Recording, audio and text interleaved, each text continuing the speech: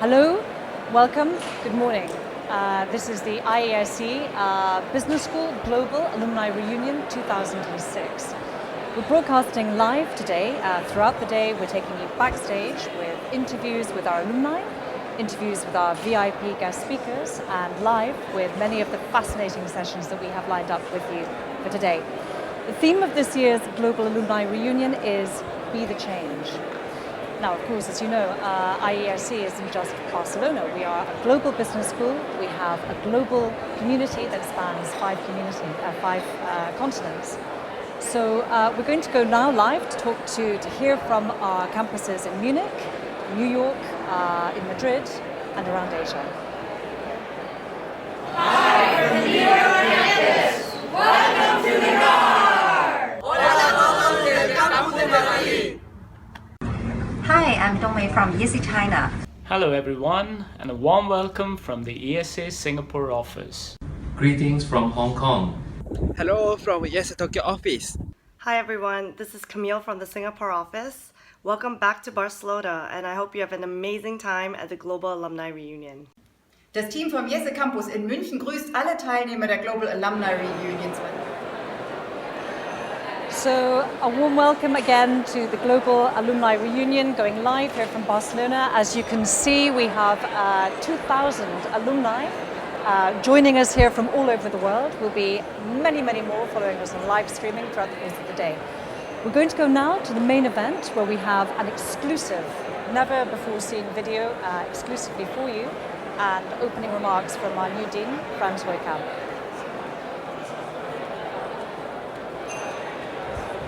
People with whom to share, to develop ideas. There were also changes and doubts along the way. Times when I needed expert advice. My IESE Alumni Career Advisor helped me to take that first step, give me the push I needed. IESE professors steered me towards the decisions I had to make. And in the Alumni Network, I found the support I needed to make the definitive step and change my career.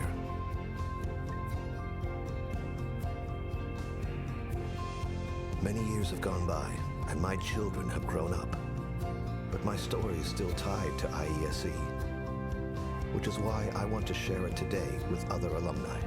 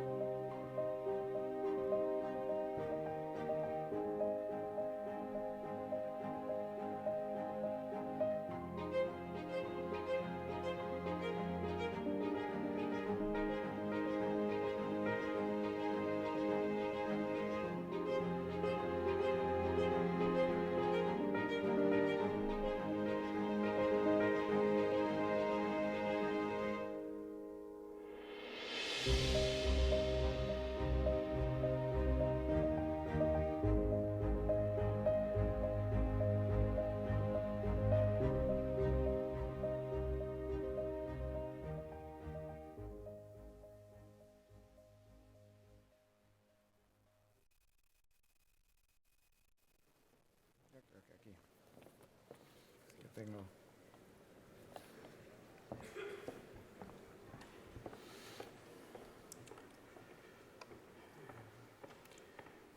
Good morning, my dear friends and colleagues. Welcome to the Global Alumni Reunion here in Barcelona. We have a beautiful day. I'm sure that we will all enjoy today's proceedings and the activities tonight and tomorrow.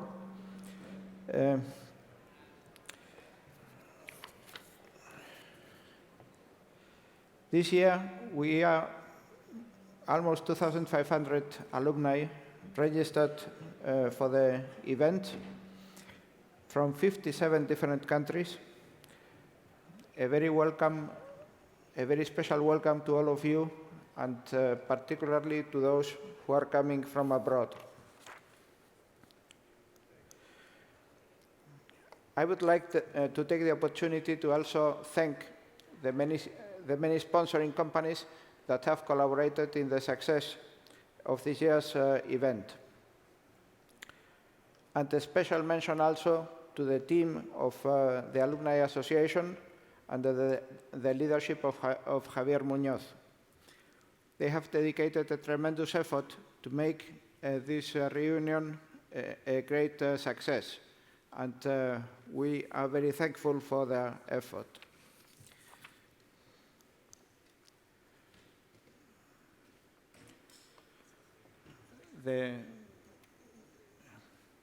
No están funcionando las... ahora sí. Okay.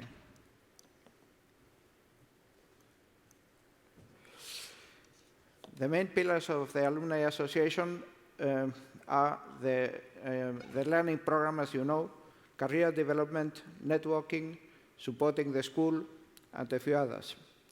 The Alumni Learning Program organizes around 300 events every year, and 30,000 alumni attend these events. In addition, there is an increasing digital offering to enable the alumni to access the professors' research, the relevant content that are recorded, etc., whenever and wherever you want.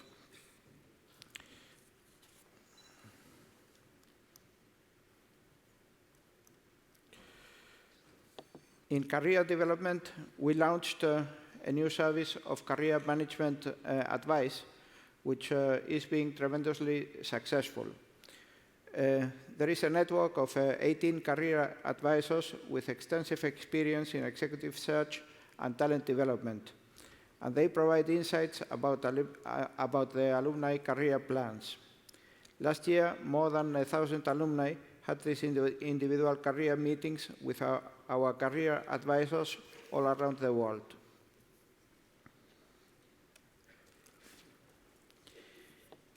In the area of networking and digitalization, we are working to improve your access on all technology platforms. This will make our offering more personalized and user-friendly. It will also make you more visible among each other and facilitate your networking potential. In December, we will launch for the first time also the Alumni app.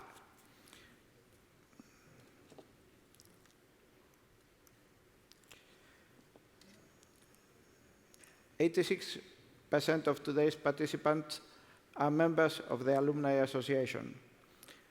I want to express my gratitude for your continued support and encourage you to keep providing us with your feedback and suggestions. This will improve our activities, inspiring our mission to be even more relevant for all of you and for IESE. A very warm welcome to everyone. Enjoy this 2016 Barcelona Global Alumni Reunion, and thank you very much.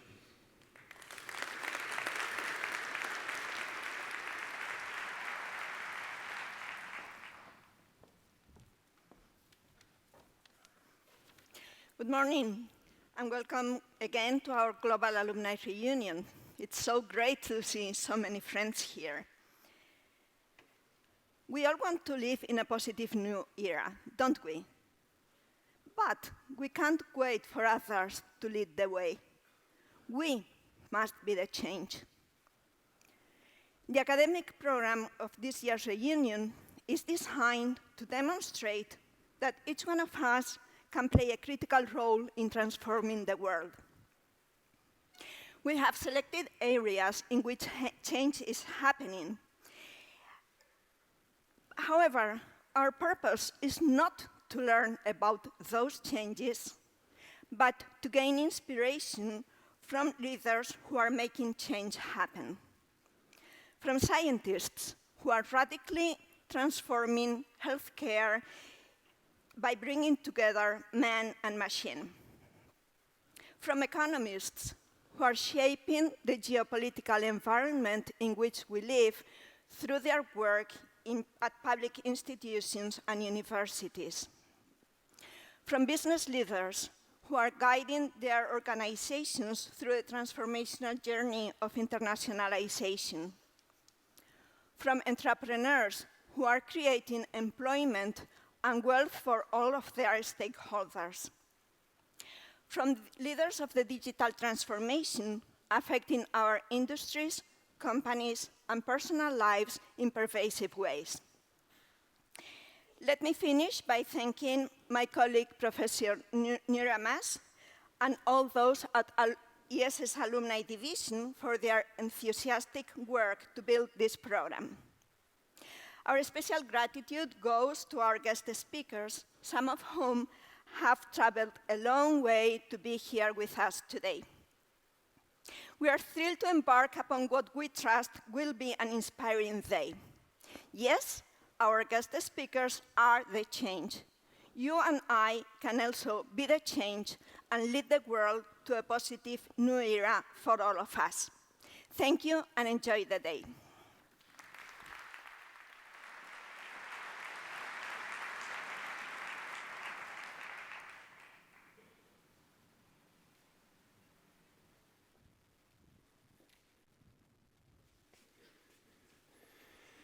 A wonderful good morning to all of you here.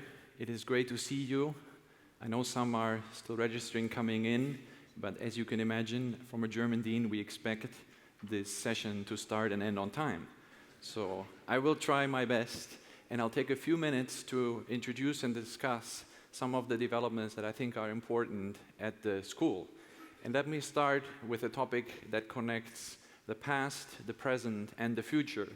And this is the MBA program in which this year we celebrated the 50th anniversary of the graduation of the first class of this program, which you see on the left when they graduated in 1966 and coming back to the school, just like you do today, to an alumni reunion in 2016 this past summer.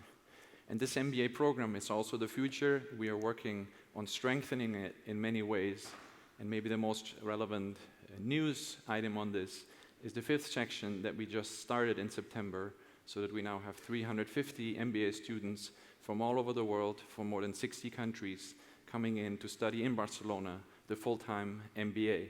25% are from Asia, 30% from the Americas, about 15% from North and South America each, 20% from Spain, 20% from other European countries, and 5% from the Middle East and Africa. In the same vein, we're also working on continuing to strengthen our position in providing relevant ideas, relevant and rigorously studied ideas for business people and businesses. And in this line, we've actually just hired 10 new faculty members, showing our commitment to full-time faculty members, of which we now have about 110, the research work that they can do, and their ability at the same time to be very close to participants in the classroom and able to bring complex ideas into a reality so that you business people can actually benefit from them and see how they can work. Another big challenge, of course, in all industries and also in education, and a great opportunity, is technology. And we're also thinking about how we can improve the learning experience at IESE, which is very much based on the active participation of the participant about discussion-based learning, and there are elements through which we can strengthen it. This year we have worked extensively with some totally online courses on Coursera. Here you see the example of a specialization, a sequence of 5 very brief courses on the foundations of management, so for people who have no prior experience. And what we have seen is that this medium can work very well to transmit basic knowledge, and by translating it, we can enhance the learning experience of our other programs. For example, the accounting course of this specialization is now the pre-course for the full-time MBA and the executive MBA, so that our students, when they come to the class, have already studied the basics of accounting and can therefore benefit much more the case discussion that are taking in place on campus in the way we are used to. You will see more of those experiments that we want to invest in to see how we can use technology better to enhance the learning process in all of our programs. Another area in which we are working, of course, is the direct collaboration projects with leading companies. Here are just a couple of examples of companies that we've worked with in custom executive education programs. Some very leading edge programs that our colleagues have worked out based on relevant ideas coming from the faculty and to the ability to implement together with the companies, listening to them, the changes that they want to do. If I can point out just one example, for example, Michelin, a leader, technology leader, thinking about how to be more customer-centric, and the work that we've done with them to make sure that using the New York campus, for example, they can be closer to the customers and therefore even better in the way they serve them. Another area in which we work, of course, is the campus development to make sure that we have the right infrastructure. Last year, the Global Alumni Reunion took place in Munich, so some of you had the occasion to visit this new campus, which we opened just about a year ago in Munich. Some of you have not been there yet, that's why I want to show it and draw your attention to the new developments that we're doing in Munich. Some of you, when they went yesterday to the reception in Barcelona, may have seen this enhancement on the South Campus that we're doing, where we are rebuilding the auditorium, and in the process of it have been able to add 2 new classrooms and new faculty offices and enhance the already more than 50-year-old B building so that we can maintain the infrastructure. And in this context, it's also important, the project that we're working on currently to extend the Madrid campus. We started working in Madrid many years ago. The campus now is 25 years old. It was extended in 2002, and it's turned out to be small for the activities that we do there and want to do there. So we are planning to start in 2017, in the second half of 2017, the construction of this project, which will be very important for IESE as a whole, and of course for IESE in Madrid. And as alumni, I hope to count on your support to make this a reality. Let me look at 2 or 3 more projects that we have started over the past few years and that I want you to be aware of to see the scope of activities that we're doing. Here I'm talking about the Executive MBA, which we started in 2012 in Sao Paulo. This year we started the 5th class there. And this is in addition to the programs in executive education we've been running for many years now already in Sao Paulo, with a focus on how to serve in the largest Latin American economy business people better. And on the New York campus, we have started the Global Executive MBA Americas track, a track that runs in parallel to the European track based in Barcelona. They meet on many occasions actually, but it shows that we want to also build in the New York campus a continuous presence also of degree programs that are relevant for the business community in New York. And let me point out also the many activities that we're already doing, we have been doing for many years, related to Asia. We'll have, once the 5th section is fully flying, about 190 MBA students on campus from Asia, a very strong presence which has been going on for many years.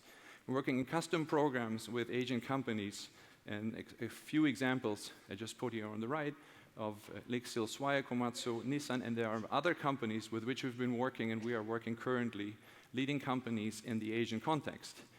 And of course, you know that we've been for years working in a privileged partnership with CEIBS in Global CEOs program, the Global CEO program for China, trying to have an impact also on Asian executives and making the presence of Asia felt. There are 4 offices that we have currently also in Asia, in Tokyo, Shanghai, Hong Kong, and Singapore. Finally, let me just point out there are a couple of areas at the school in which we try to have a direct social impact on the societies in which we all work in. Of course, most of what the school does is really done through you, through the alumni. But there are a couple of areas where we see that directly through some of the activities, the school can help to alleviate a problem or to advance a certain topic. Let me just talk about 3 of those very, very briefly. The first one being trying to advance the presence and the role of women in management. In the MBA program, we've been working very hard over the past few years to increase the number of women in the program. We're now close to 30%, and we would like to increase this in the next years to get to 40% of women in the MBA program, knowing that this is a great program so that in the future, companies that want to have more women as leaders are ready to actually take on this task. And on a different vein, we're also working at the level of boards to help women be qualified, be ready, do the right thing so that they can serve very effectively as directors of significant companies. The second area is the big area of entrepreneurship. Of course, entrepreneurship has always been very present at IESE. Many years ago, Pedro Nueno started the first course ever in a European MBA program on entrepreneurship. Since then, we have added a Business Angels Network, Finavis Investment Fund, etc. And we're continuing to work on this. We have added now a summer course where our MBA students, instead of doing an internship in a corporate setting, start working on their own companies, being mentored by our professors, by business leaders, as they start thinking about what to do going forward with this company. We've also become a significant player in the search funds area, where we're hosting now the biggest search funds conference outside of the US at IESE. And lastly, let me talk for a moment about the area of job creation.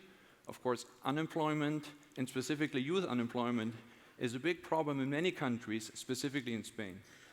We have been trying to contribute to finding solutions, for example, by pointing out deficiencies or ways to improve the educational process, specifically when we're talking about apprenticeships or people who are studying undergraduate, and see how we can qualify them better. We are continuing to work on that, and we'll want to, precisely as an international business school, present best practices from other countries that have worked and that can be an inspiration for political leaders, for decision makers, to see what we can do to overcome the problem of unemployment in Europe.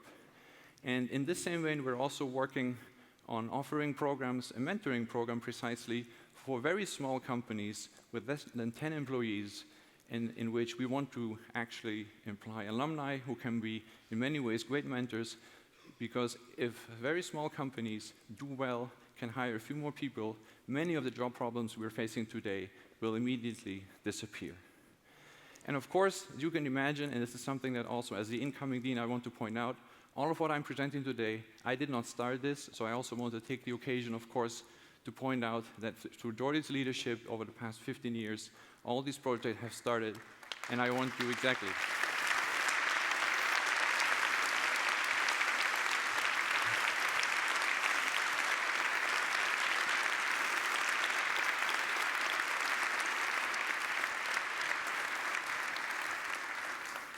Nothing to add. This is exactly what I wanted to say.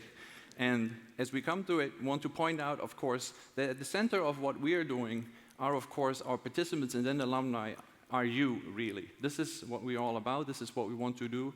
And whatever we'll be doing in the future and we have been doing in the past, it's actually happening through the more than 40,000 alumni, of which I just put up a few in their maybe not that recent pictures. So if you recognize yourself, say, I look good at the time, I understand. So this is the point. This is all about the alumni and the alumni, and of course, this is a wonderful reunion, a wonderful way to meet each other again, and also to listen to you precisely what we can do to help you better so that you can be the change that we're talking about here in this alumni reunion. And in a way you could say, I'd like to summarize this, to be IESE even more. So we're here for that, and thank you very much for your attention, and have a wonderful day in this alumni reunion. Thank you very much.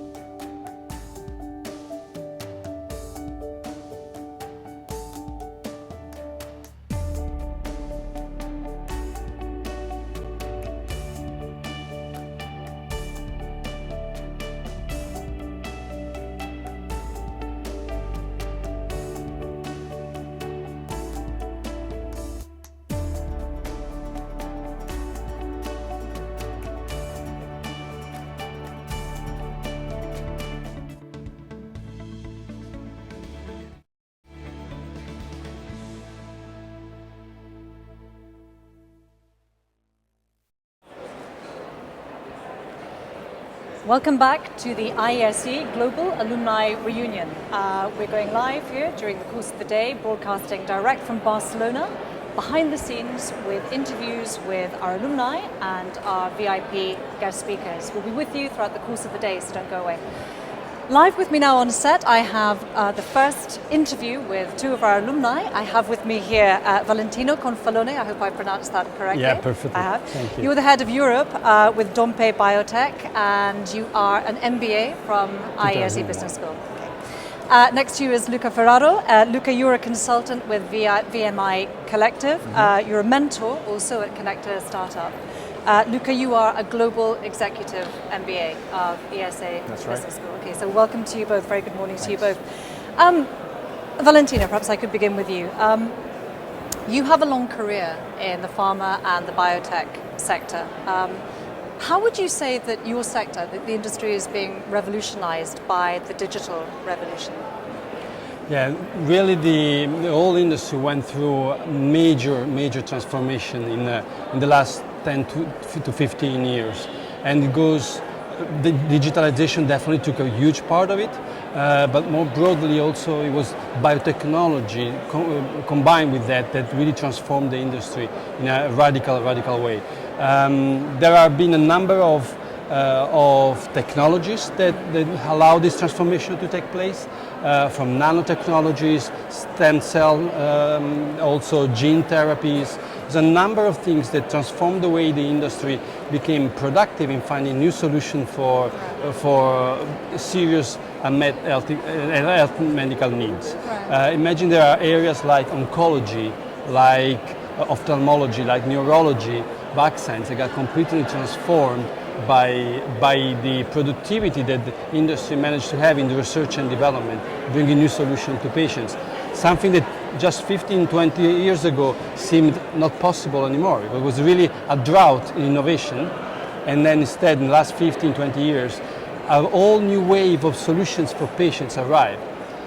And this is also posing some challenges for the systems that were just discussed during some of the sessions today, because of funding all these new solutions and innovation becomes a challenge for these health systems. How to sustainably pay for all this innovation is a big challenge for them. So we're in a time of challenges, we're also in a time of change. Luca, you're an expert in the startup scene, which is very rich, of course, here in Barcelona. How would you respond to the same question, this fourth industrial revolution, technology changing everything? How's it affecting the startup scene? Startups are now, it's becoming more, as we heard in the previous session, democratization of innovation and of access to information means also that it's easier and easier for people who want to start their own company and have an idea to bring it forward. And more and more startups with good ideas are appearing all over the world. So it's becoming easier to bring new products to market. There's more access to funding around the world, and there's more and more hubs, startup hubs appearing around the world as well. So it's overall becoming easier, and people who have ideas are able now to bring them forward, and information which is available now more easily thanks to internet, of course, makes it gives really anyone who has an idea to bring it to market and to build a prototype, or just yesterday I was looking at 3D printing and the opportunities that 3D printing brings, and that's just one area where startups can. Of course, the theme for today here at the Global Alumni Reunion is Be the Change. Yep. So we're living in times of extraordinary flux, extraordinary change. How could I ask you how IESE Business School has helped both of you to become agents of change? Should I start? Well, in many different ways that were only partially expected when I decided to start my program with IESE back in '99. The first transformation was more individual, how to change my career, and IESE was a very big turning point for that. I want to go into marketing, big multinational, that allowed that to happen. But what I really realized and it was not expected along the years, is that the experience with IESE, with the alumni of IESE, and with the people and the peers that I met here, allowed me to really think differently about change, about things. And that I realized only along the years, in many situations where and the last one is probably the most relevant. When I joined Dompe, I've been in the big multinational for a long time. Right. And big multinationals are looking for change all the time, but they're also harder to make change happen. Luca, could I ask you the same question? How do you feel that IESE has impacted you as an agent for change? Yeah, as Valentino was saying, I mean, the first thing is to change oneself, and IESE helped me look at myself and receive feedback from my fellow colleagues during the program. They made me see what were my good and less good parts of myself, and I also realized through the program the value, the importance of values in business, and that really is one of the key messages I took from the program. Thank you so much for joining us here. It's a great pleasure to have spoken to you this morning. Of course, we have a very exciting day ahead of us. We will, of course, be continuing with our live broadcast here, live from Barcelona, from the IESE Global Alumni Reunion during the course of the day. We have a number of fantastic interviews lined up, both with alumni who are here, who are joining us backstage. We also have with us a number of exciting experts, guests, a number of panels that we'll be joining during the course of the day that you'll be going to speak to live. With us now, we have one of our guest speakers, a VIP speaker, who's joining us backstage here. A very warm welcome to Dr. Valentino Versteeg. Good morning to you. Dr. Versteeg, you are the director at the Mount Sinai Heart at the Mount Sinai Hospital in New York. You've also you're joining us fresh from the panel that we've just enjoyed on innovation and science. Perhaps I could begin with a question on behavior.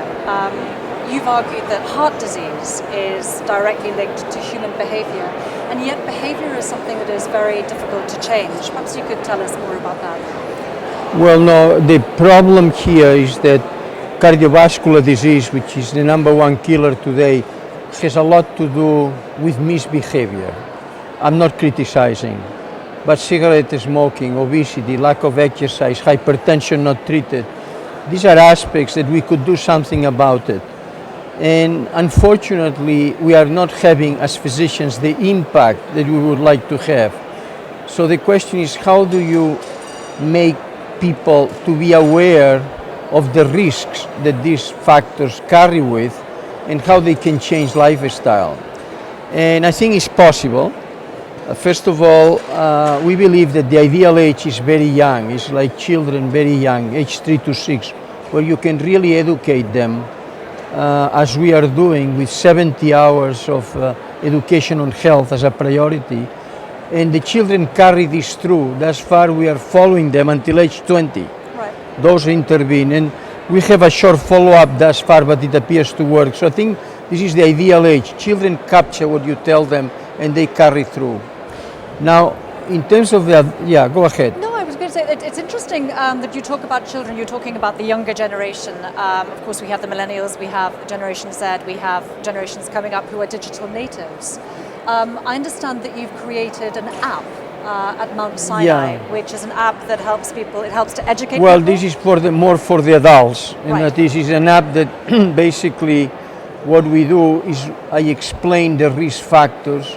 I ask few questions, and the questions give me the answer of what is your risk factor profile, what is your prognosis. Then I make like, this is your task, and there is task A, what you should do, and we have task B if you don't do it. So basically what we have is an approach that it takes 15-20 minutes that really is quite helpful, and the app is actually free, so it's very easy to get in. And this is how we educate people who want to know more about health and cardiovascular health in particular. Okay.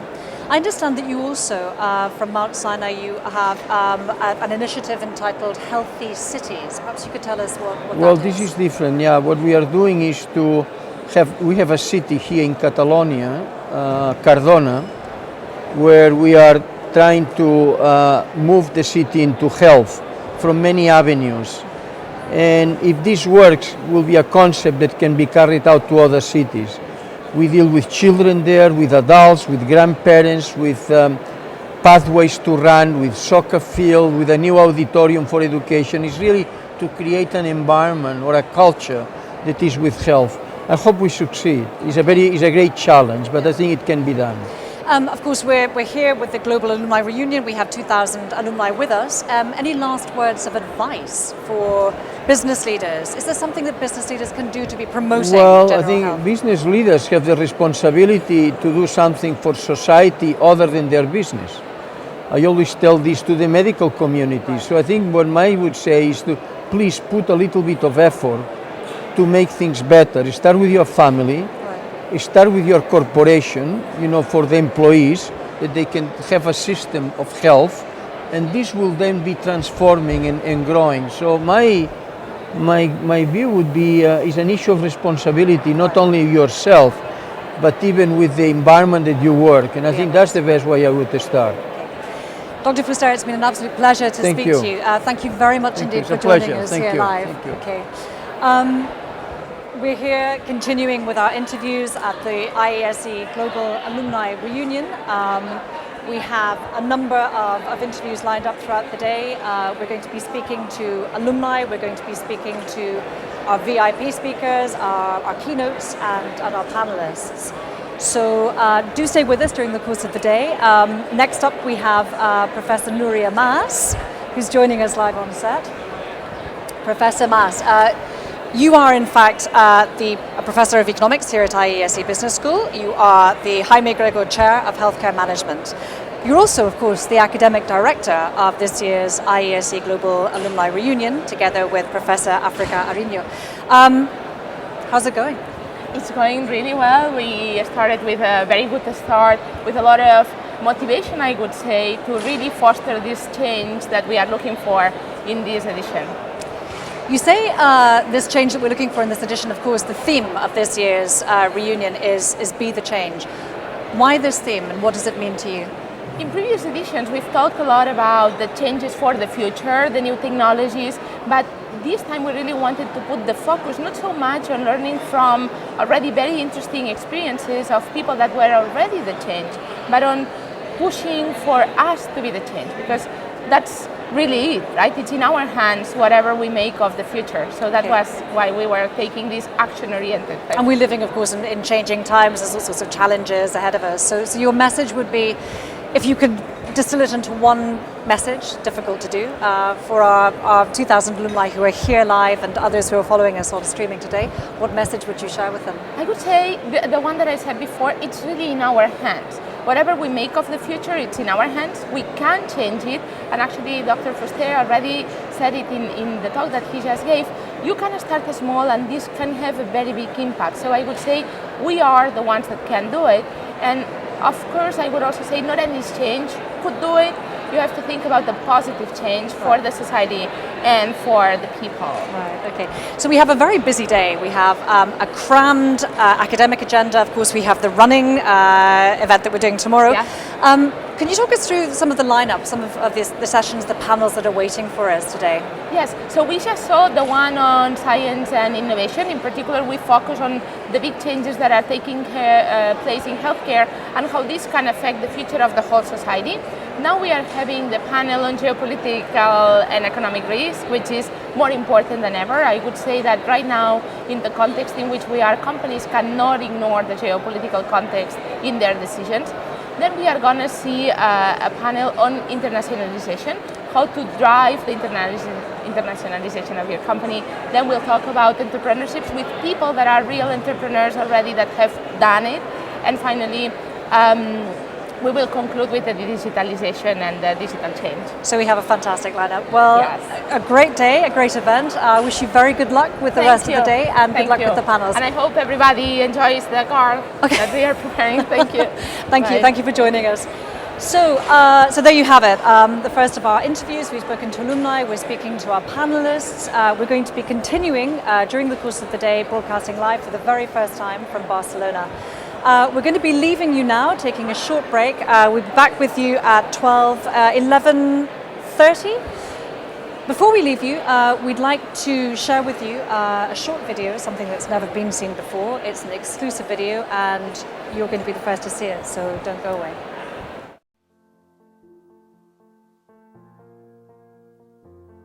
I remember it perfectly. The day my story began at IESE.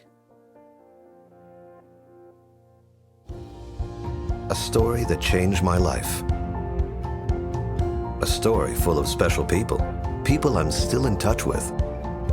A time of investing in my professional growth, preparing to make decisions.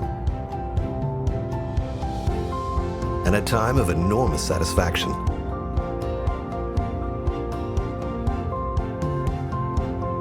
What I didn't know then is that this story would continue afterwards. That as a member of the alumni community, I would have access to so much, in so many different places.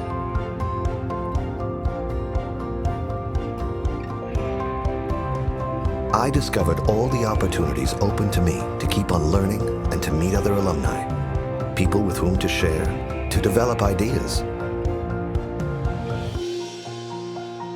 There were also changes and doubts along the way. Times when I needed expert advice. My IESE Alumni Career Advisor helped me to take that first step, give me the push I needed. IESE professors steered me towards the decisions I had to make. And in the Alumni Network, I found the support I needed to make the definitive step and change my career.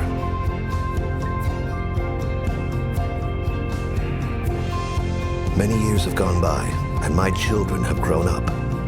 But my story is still tied to IESE, which is why I want to share it today with other alumni.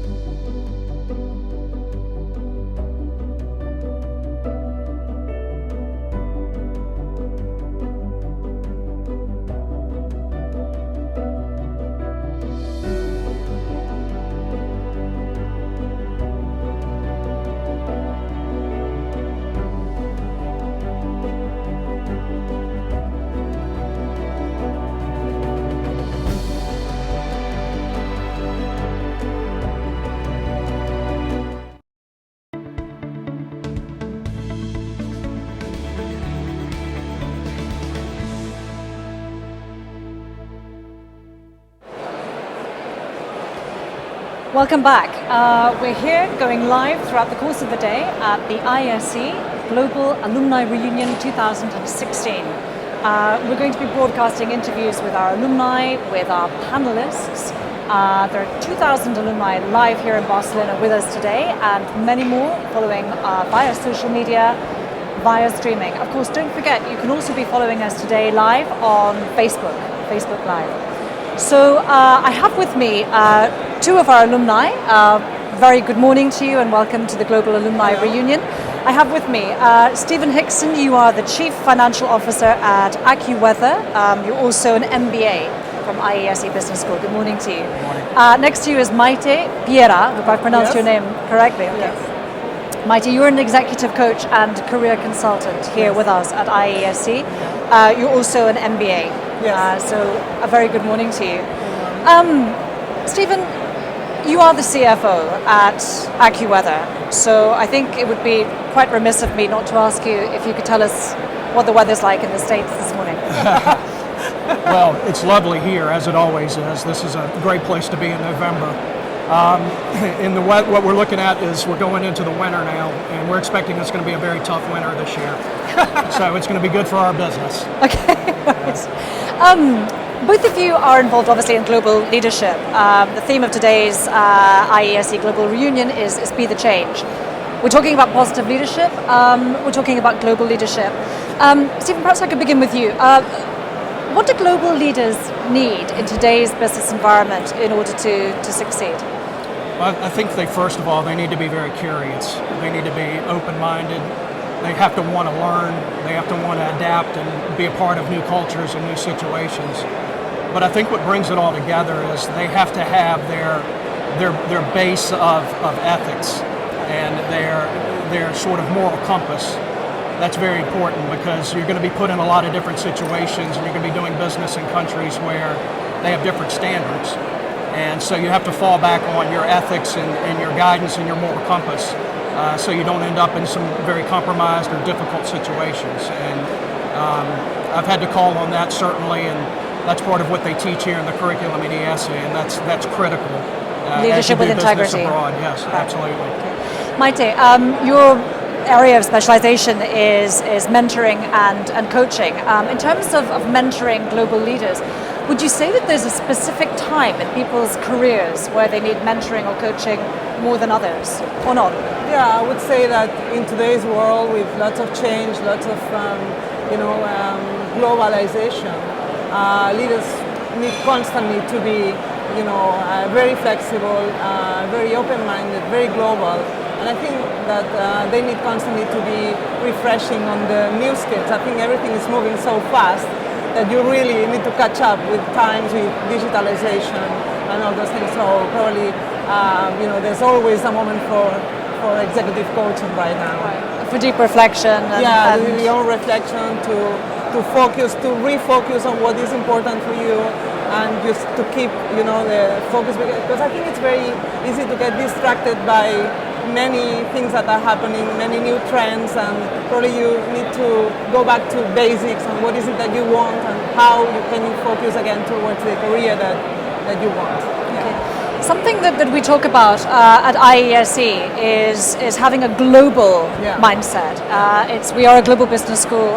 We understand that having a global business mindset is absolutely the basis of leadership. You're both of you alumni of IESE. You both of you have MBAs from the school. How would you say that IESE has helped both of you to foster this international mindset? I'd say it's probably the most international of all business schools. I mean, I've been around a lot of the business schools in the U.S. and they claim to be international, but IESE truly is. I mean, it has campuses all over the world. And not only is the student body very international, but the programs are international. So, for example, I did the Global Executive MBA, and we moved around, and one of our modules was in China. And then I later went back and worked and lived in Europe, in Asia. And so I think it's woven into all aspects of the programs here. It truly is international. Okay. Maite, how would you answer the same question? In my case, when I graduated 13 years ago from the MBA, it was already very, very, very international. For me, it was a great experience We didn't have these modules abroad, but we were like 70 nationalities, so it was great. Just going to class was an international experience. And then what I see now that I work quite a lot with IESE is like it's truly global. Yesterday, for instance, I was coaching people from Böhringer Ingelheim, and they are executives from the whole world. So I had like an Indian lady and then an Italian an executive. So in itself, just walking around at IESE, you can feel it's very international. I think as well the campuses, the 4 international campuses, has helped a lot towards this expansion. So. Okay. We're living obviously in times of tremendous change. Our political landscape has been changing during the course of this week. Any piece of advice one last piece of advice that you might give to the 2,000 alumni who are here with us and many more following us obviously via streaming? Well, in my case I would say that in today's world where people unfortunately in some countries have to change careers because many companies are closing or they may be out of the market. I would say that IESE is very important because the network is so huge that you have to make the most of it during the time you are at IESE and in these days like today. Okay. That's it. We're going to wrap it up there. We have a very busy agenda during the course of the day, so thank you very much to both of you for taking the time to speak to us. It's a great pleasure to speak to you. And do enjoy the rest of the day. Thank you. Thank you. So we're going live. As you know, we're broadcasting from behind the scenes. You can see that we are in full throttle here at the IESE Global Alumni Reunion 2016. Not only are we going to be speaking to alumni, we're also talking to our panelists, global experts in their fields and great specialists. It's now my great pleasure to welcome live to the set Professor Ian Golden. Hi, good to meet you. Good to meet you, good morning. Professor Golden, you've just come straight from the session, the panel that we've just held on geopolitical and economic risk. You're an expert in this field. You have an illustrious career. You are with the Oxford Martin School. You were also the CEO of Development of the Bank of Southern Africa and an advisor to Nelson Mandela. So a very good morning to you. Thank you for joining us. The US elections. The world is in flux, the world is in change. Arguably what we're seeing is the rise of populism in our world. What should business schools, business leaders be doing to combat populism? We're undoubtedly seeing the rise of a reaction against globalization. I think the reason is because people perceive two things. They perceive that globalization has led to huge benefits for some, but many people have been left out. Inequality is growing, and many people feel they're left behind, and they are. When things change more rapidly, people get left behind quicker, and that's what we're seeing. And this perception needs to be dealt with, so we need to ensure more inclusive globalization. We need to ensure that our countries have social safety nets, that we invest more in housing, in infrastructure, which allows people to move to where the jobs are, that we care more about people that are not benefiting or that are being left out. And secondly, globalization leads to new risks. It led to cascading financial crisis. It leads to perceptions of climate change, which are real, of course, of pandemics, of cyber attacks, of terrorism, these things that come across our borders from somewhere else, and we don't understand them. We need to deal with those. We need to manage these risks more effectively. That means we need to be more joined up to deal with climate change, to deal with pandemics, cyber attacks, terrorism. If we can deal with these two things, I think we will feel that globalization is a good thing. We know that it brings many good things, not least for people in other countries. And so the responsibility is on businesses, I think, to be more long-term in their thinking, to care more about the consequences of failure. So ethics, judgment become more and more important in all of this. And I think to pay their taxes. One of the things that's happening is an offshoring of taxes. And people perceive this. They perceive that it's not fair, that CEOs of companies do so well and appear to not pay tax. I mean, the bizarre thing is, of course, electing Trump, who I don't think has paid tax for a very long time. But this sense of unfairness needs to be grappled with by, I think, people acting appropriately. And what business schools can do is, and IESE is already doing this, but do it maybe even more intensely in the future, is ensuring a real commitment to judgment, to ethics, and to success, as well as, I hope, some of the people in future going into politics, because what we're lacking in politics is business people with a real understanding and commitment to a more inclusive globalization. So we talked about some of the challenges that we're facing in these rather turbulent, tumultuous times with great seismic events, the Brexit, the US presidential election and so on. These are the risks that we face that you've been discussing. What about the opportunities? How would you classify the opportunities ahead of us? Well, in my new book, Age of Discovery, I talk about this time as being a new renaissance. It is a new renaissance. This is by far the best time in human history to be alive. It's by far the best time to be in business. There's more value added in the world every day than ever in history. If you can't make money, it's not because it's not out there to be made, or if you can't do good things. The opportunities are greater, and we know more because of our systems of information. So it is an extraordinarily beneficial time. Of course, the number of actors is increasing, so competition is increasing in this process. And with that, the pace of change is increasing, innovation is accelerating. Today is the slowest day we'll know for the rest of our lives. And so the responsibility on leaders and on business leaders and on business schools is to be prepared for more rapid change, for tumultuous change. That's what happened in the Renaissance. Now, the Renaissance we celebrate 500 years later as being this iconic moment in history where everything changed, and it did. Science, arts, perspective, globalization changed it then, and technologies, the Gutenberg printing press. The challenge today is to ensure that we don't end like the Renaissance, which was the bonfire of the vanities, the spreading of diseases around the world, and religious wars. And what we need to ensure is that we in 500 years' time celebrate our time as the time when we overcame poverty in the world. We overcame climate change and other great challenges by acting together and also ensuring that in our businesses we are more responsible. So in other words, your call to action, your piece of advice for the 2,000 alumni who are here with us and many more following us via streaming, via social media is in fact that be the change. Yeah, absolutely. Be the change. Thank you so much for joining us. Great pleasure to speak to you, and do enjoy the rest of the day. Thank you very much for joining us. So there you have it. Today is the slowest day of the rest of your lives. A great pleasure, obviously, to speak to Professor Ian Golding. You're joining us live. We're broadcasting throughout the day from the IESE Global Alumni Reunion. We have a number of academic panels. We have a number of events. Of course, it's not all just panels, it's not all just events. Over the course of the past day, today and tomorrow, we have a number of different activities. One of which, tomorrow, is our Solidarity Run. You can join the run, you can participate in the run at a cost of €20, which will be given to charity. And I believe it's going to be a great event. I have with me, joining us now, IESE Cabezas. Good morning to you. Nice to meet you. Nice of you to join us. You are the Chief Financial Officer at Hola Luz, which I'm told is a company that's been founded and created by IESE executive MBAs. Yes, it is. Okay, we'll come back to that in just a second. IESE, you're a keen runner and you're participating in tomorrow's run for charity.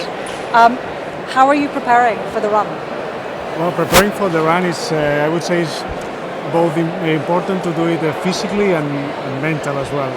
So preparing for the run is just try to push yourself a little bit further and just be disciplined and create a routine who is helping you, as I said, physically and mentally. Okay, all right. So you're in good form, you're ready for the run. Not too much partying tonight? Not too much partying, just a little bit. Hola Luz, as we've just said, it was founded by executive MBAs from IESE. Perhaps you could tell us about the company and how you got together. Hola Luz is the first online trading company for energy, and actually running, yoga and CrossFit are the favorite activities of its employees. We usually do that kind of activities every day at lunchtime. And well, the energy you can breathe in that company is it's a startup, but we are now 100 employees, which is just a big company. And well, running is something is with us every day. So kind of activity to be able just to take advantage of the work journey. Okay, fantastic, fantastic. So tomorrow morning, to recap, you're going to be starting, I think you're leaving the North Campus here in Barcelona at 9:30. Or at 10:30? 10:30. Right, okay. And how far will you be running? Well, it's 10K, so I guess they will join us many kind of runners. So it depends on their previous training. Some of them, it will take to some of them maybe 1 hour, and to some others 1 hour and a half. So it depends. Okay. Are you planning to win? To win? No, I'm not planning to win. No. Well, it's a great pleasure to speak to you. Thank you very much, and good You're luck welcome. for tomorrow. And do enjoy the rest of the Thank afternoon you. here with us at IESE Global Thank you. Alumni Reunion. Thank you very much for joining us.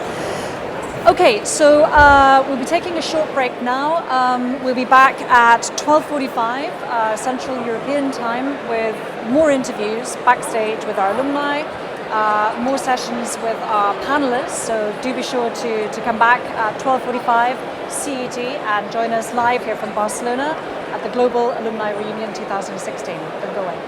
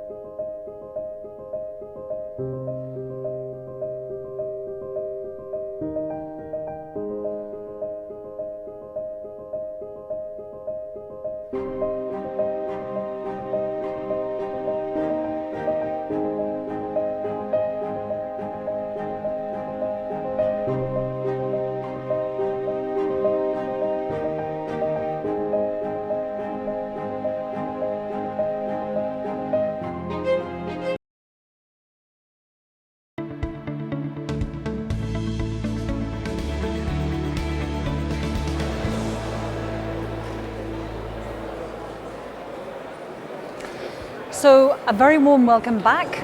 We're broadcasting live here from Barcelona throughout the course of the day. You're with us here at the IESE Business School Global Alumni Reunion 2016. We'll be conducting interviews with our alumni, with our VIP guests and panelists throughout the course of the day. So stay with us and don't go away. With me now is Executive Coach Lars Medel. It's great to have you here. Very warm welcome to the Global Alumni Reunion. Lars, you are the founder, you're the CEO of Medel Advice. You're also a member of the International Executive Coaching Committee here at IESE Business School. Lars, what would you say, how would you categorize the benefits of coaching for senior executives in the business world? Yes, you know, in my experience, the more experienced a leader gets, and we have a very senior crowd here, the more they accept some certain things that when they are younger, they don't realize in that moment that we all have blind spots, that rationality is an illusion, and that many things that happen to us are outside our conscious awareness. So I think these experienced leaders here, they understand that in that thinking together with a mentor, they can tap into these territories that need reflection, you know, taking yourself back and not pushing harder. And that's the biggest advantage for senior leaders. Okay. Is there a specific point over the course of someone's professional career where they might need mentoring or coaching more than at other times? Yeah. My professional opportunism would tell me no, you always need it, but that's not your question. I think there are two situations when it's especially good. The one thing is when you are, you know, when you need better decision making in transition and change processes. Right. If leaders want to be the change, they have to take well-balanced decisions. And a coach can help here to create awareness about the decision factors and help many leaders who are quite lonely in the leadership position to discuss and, you know, to somehow to have a sounding board to prepare. The second one I would say is when you reach senior positions of impact, managers should reflect on their brand of leadership once again. And I think especially now where we have this, where we want to be the change, is especially necessary because we come from an industrial paradigm where authoritarian leadership styles led to companies where people are treated not that well. There is a quote from India who said, you know, 90% of companies are run like a gulag. I think this is too much. But still, you know, the brand of leadership for a knowledge-driven world where it needs more mindfulness, more awareness to create innovativeness and creativity.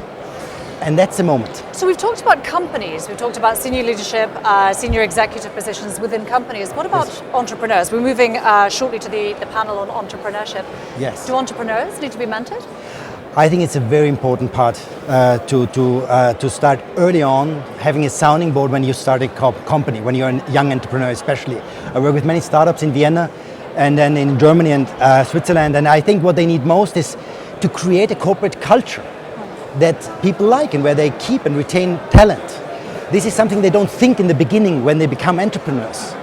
The other thing is to know and to reflect on your competencies. Right. Some people are very good in starting a company, but then somehow, you know, they have to hand over to another manager when your corporation, the entrepreneurs, the new corporate grows. And to get that right, it can help a lot to talk to a coach. Okay, so to have a coach. One piece of advice perhaps for budding entrepreneurs or indeed seasoned executives in terms of what they can do in terms of improving their own leadership style, improving their own business? To improve their own business, I think it is crucial to focus on communication, on your communication skills, having, you know, moving out of this command and order, but moving in. How do you? Let me start again. How do you create an innovative culture? I think it's lowering hierarchy, fostering communication, being very open to diversity, and to really ask people, you know, for their opinion, to really be open to what your team tells you and what you can make together happen. So keeping that conversation alive, keeping those points of dialogue. Being much more resilient to feedback. Right. Thank you very much indeed for joining us, Lars. You're it's a great very pleasure welcome. to have spoken to you this morning. My pleasure. So, thank you. So we're going live from the Global Alumni Reunion 2016 here, broadcasting live from Barcelona. During the course of the day, we'll be discussing the various issues that have been raised by our panels. We'll be talking to experts across a range of the most pressing issues at this time of change, at this time of flux, at this time of challenges for the global business community. Joining us now on the set, we have two more alumni. We have with us, let me see if I can pronounce your names correctly, Julien Pallier? Yes, thank you. Okay, and Véronique Méry. Okay, thank you. It's lovely to have you with us. Julien, you are the founder of Desk.com, which is an app that helps people to find work globally. Yes. Okay. You also have the executive MBA from IESE Business School. Yes. So welcome to you. Véronique, you're a field engineer manager with Microsoft France, okay? And you completed the program for leadership development here at IESE, I believe, in 2012. Right, okay. So welcome to you both. Very nice to have you here together. Julien, Desk, your company, you're changing the way that people find work. You're changing the way that people work. How can entrepreneurs contribute to this change? Well, I think that entrepreneurs has a huge importance in the whole ecosystem and in the economy because we have the chance to reinvent and to innovate. So the business right now is about thinking about new way of working. This is what I'm doing and having an impact from the business, but also a social impact. And this is how we contribute. Okay, fantastic. Véronique, you're obviously coming from a high-tech background from Microsoft in France and so on. We're living at a time of flux. We're living through the fourth industrial revolution. In what ways do you think that technologies will change, not only the way that we work, but the companies that we're working within?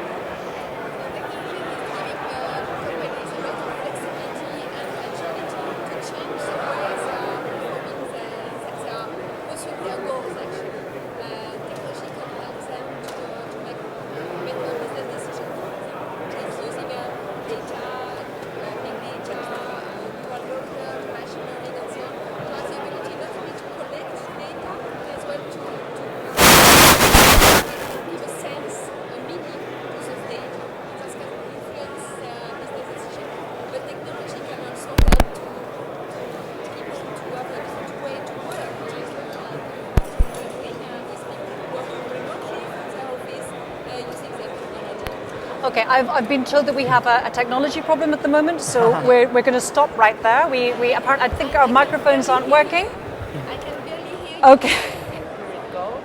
I can barely hear you. We're going live, as you can see, as our viewers who are following us via live streaming. These things happen when you go live. It keeps it real. Here we are live at the Global Alumni Reunion, so we have thousands of alumni around us. The noise is absolutely deafening. The excitement is palpable. Véronique, I was asking you before we were interrupted. You work with Microsoft France. We've been talking about the impact of technology, the way in which technology has this power to change not only the way that we work, the way that we find work, but those organizations that we work within. Perhaps I could ask you, from your perspective, to reflect on how technology might be changing the companies that we're working for. Okay, so what I was saying is that now with those technologies, the companies have a way to make different business decisions, being more agile. Not only we are now able to collect a lot of data, not only through Internet of Things, but from everything, I would say, even non-numbers data. And the new technologies are allowing companies to use those data and to find a meaning in those data, which was barely possible before. And with those data and the analysis of those data, companies are now able to make quicker and better business decisions, for example. Okay. Another example was what we were referring to is the fact that new technologies allow people to be connected to their business wherever they are and to work in a different way. Okay. Any last word of advice? Perhaps I could put this question to you. We have obviously with us a number of entrepreneurs who will be following us in the streaming, entrepreneurs here joining us in the Global Alumni Reunion. Any word of advice for someone who's thinking of starting up, who's thinking of pursuing their dream as an entrepreneur? Yeah, definitely. I don't know. I might use the mic just in case. If you want to be an entrepreneur, it's quite easy. Just jump in, just do it, and be sure that you can tap on the network, maybe of IESE. I mean, that's great. We're in a Spanish country in Barcelona right now. We speak English, and we are two French people. That's the power of the network, and the world is global. So just pursue your idea and use your skills to execute, because the idea is not really the only value. It's how you're going to do it, and you can make a difference for sure. There's the power of the network as well. Yes, definitely. The theme of this year's Global Alumni Reunion, of course, is Be the Change. How do you interpret those words? Any thoughts about what change would mean to you? I would say be an actor of the change. Don't sit in the back seat in the car. You can take the decision of your life. You can drive it. So drive the change.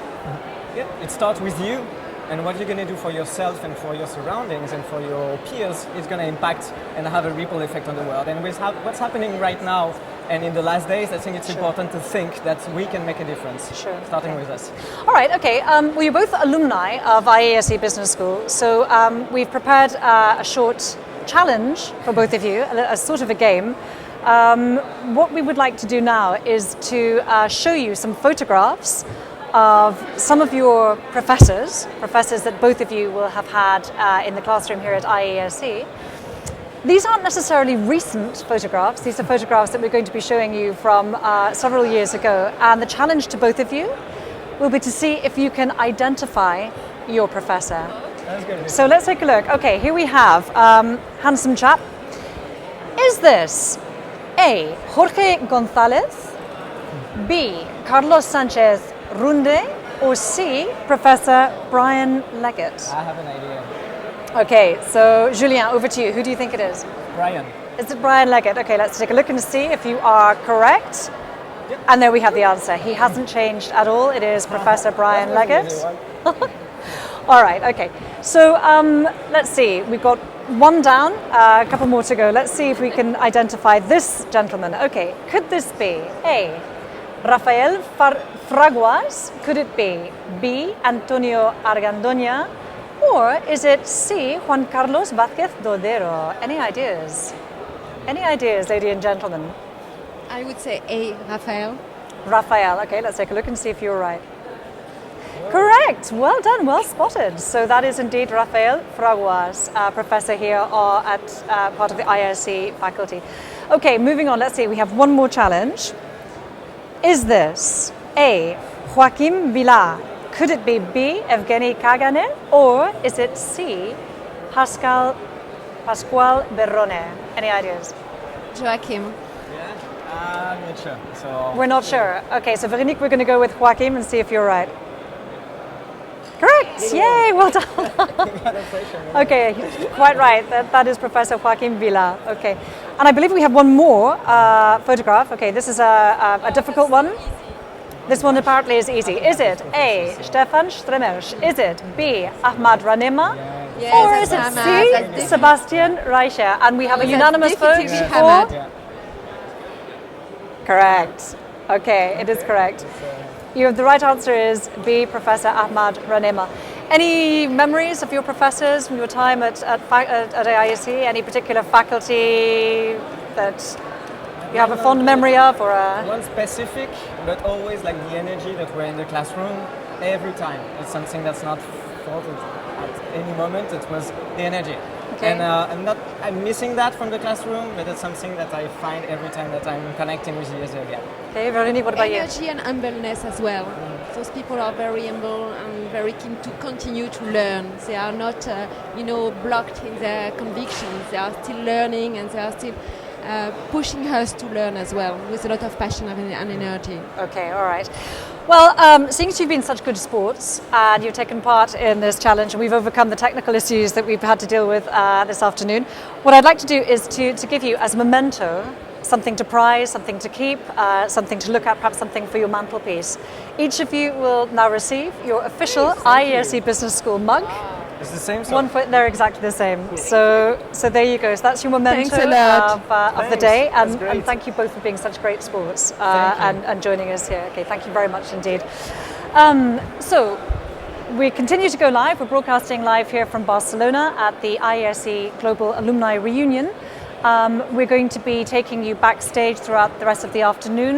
We're also going to be taking you to the main event, where we have a number of panels over the course of the day. Global business experts will be discussing the big themes of the day. This is a time of tremendous flux, a time of tremendous change, and those themes are being addressed as we speak at the main event. We're going to be passing you back now to the main stage, where we're now going to be moving on to a panel of entrepreneurship. So don't go away, passing you to the live event, and we'll be back here in the afternoon with more. With one hand in front and the other behind into the stage. No? My father tells I would go to the hotel in New York and have to stay in the chauffeur's room because I didn't have money to pay for that. No? And in the mid-80s, when I started working, I remember I can mention the 10 companies that were. I was a product manager in the Spanish market, so I can mention the 10 companies we were doing business against or competing with. When Spain entered the CE in '86, something like this, and borders were broken, of those 10 companies we were used to do business with, there's none that exists as an autonomous company. They have been either bought by multinationals or disappeared.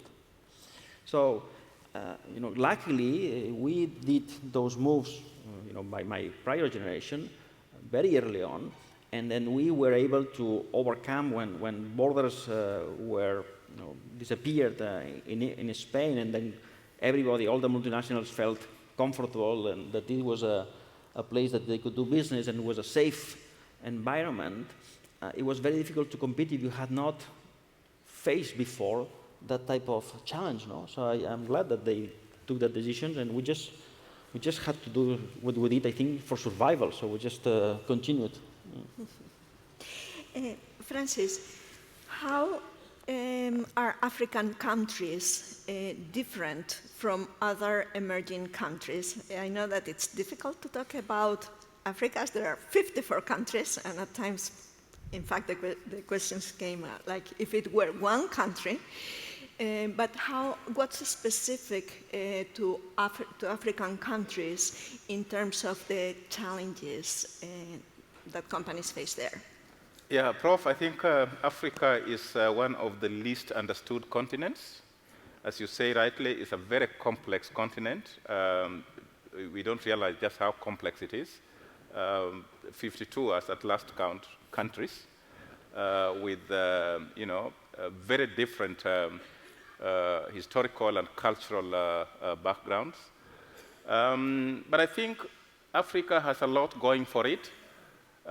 One is that unlike the rest of the world, where the population is aging, I think we saw the statistics yesterday, Africa has got a very, very youthful population. Depending on the classification you use, whether it is the UN classification, which describes the youth as anybody aged between 15 and 24, or whether you use the African Union classification, which is more liberal and talks about age bracket of 15 to about 34, 35, you are talking of, in the average, 70% of Africa's population as being a youthful population. It is an educated, youthful population that is actually comprising the very vibrant consumer middle class. So in terms of market opportunities, you have it right there. But in that youth bulge, therein lies the challenge, because economies of Africa are not developing at a rate that they can absorb the youth in terms of gainful employment. So there is a dichotomy in terms of, yes, you are the youthful population, but that youthful population needs to have gainful employment. The good news is that the millennia age group is no longer thinking about traditional kind of Francis employment approach, proper suit and proper tie and working in an office. These youngsters are becoming very entrepreneurial. And in fact, what we see is the culture of enterprise amongst the youth is on the ascendancy. That is just going to be building into additional value creation, and I think that is going to be strengthening this middle class. Of course, the other thing going for Africa is the rate of urbanization, and what that does is, it allows for the consumer, element to expand, and that, drives really most of African economies. And of course, we also have the benefit of a trend that we see in terms of countries acknowledging that there is only so much they can do on their own. So the emergence of trading blocks, whether in the form of East African Community or ECOWAS, the ECOWAS in West Africa, or SADC or COMESA, is something that is helping in terms of expanding markets and making it possible for us to have scales, so to speak. Of course, issues around governance is work in progress. Quite often I hear comments around there is so much corruption in Africa, and maybe with less corruption, Africa could do better. That is very true. But I think corruption is a universal problem. What the difference is that unlike maybe other mature democracies, Africa does not have the necessary enforcement and compliance, effective compliance and enforcement mechanisms to be able to say, if you get out of line, there are consequences in terms of the law and deterrence that goes with adherence to the law. And finally, I think there is overall improvement across Africa in terms of the ease of doing business. I think as business people, you'll be glad to know that there's deliberate effort really across Africa to simplify business processes so that internationalization can be made easier for companies that are coming into the continent, and make it easier for them therefore to settle in terms of the businesses that they want to run. Last question for Antonio. In an industry like yours, how do you cope with the political risks that you face in the countries that you are? Well, when you are involved in the energy sector, you always have the political risk, because at the end, energy is quite political. But we have several tools. The first one is diversification. I mean, we are in regulated business in different countries, so we are diversifying our risk in that sense. In the second hand, also, we have partners, local partners, in all of the countries that we have presence. So these local partners can help us, they give us intelligence, and they can advise us how to deal with this political risk. And then the third issue is we go to countries that they need infrastructure, that they need investments. We go to invest, and then what we have to agree with the different regulators is how we invest, which returns we get, and this is the kind of negotiation, also trying to match this political regulatory risk in each of the different cases.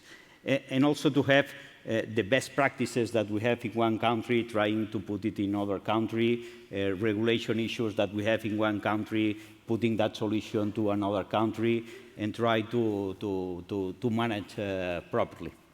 Thank you.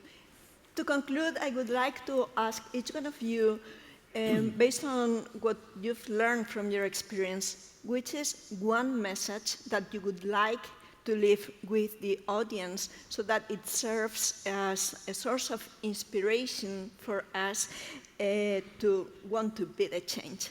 Mark. No, I'm going to give two messages. Okay. Now, one, clearly, to me, the first one is focus. Now, if you are, when, I don't know the other industries, but in my industry, I have tremendous respect and admiration for our competitors. I wish they were less, efficient, and they're normally big companies. So, if you, I cannot pretend to compete with them everywhere. But if we focus on few things, and then we put all our minds to make sure that those few things we have chosen to, then I think you can have the chance to be the best at it and excel at it and compete with anybody.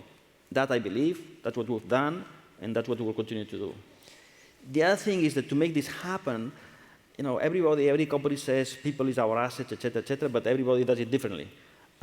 We do in a way that really has made a change. And you don't go organically in any category worldwide from 3% to 10% in 10 years if you do things like the others or the same way, because if you do the same way like others, you just keep your 3% good. So in that sense, the way you attract, appeal, and groom people, and it makes a difference. But yeah, I don't know any company that doesn't say that, but everyone does it differently, so just choose your way. Thank you.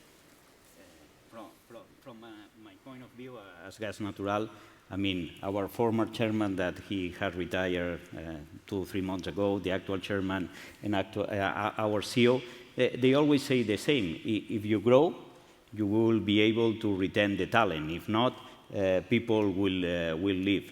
And in our industry, in order to grow, we need to go international, because energy will grow in emerging markets. It's not growing in Europe, so we have to be more international.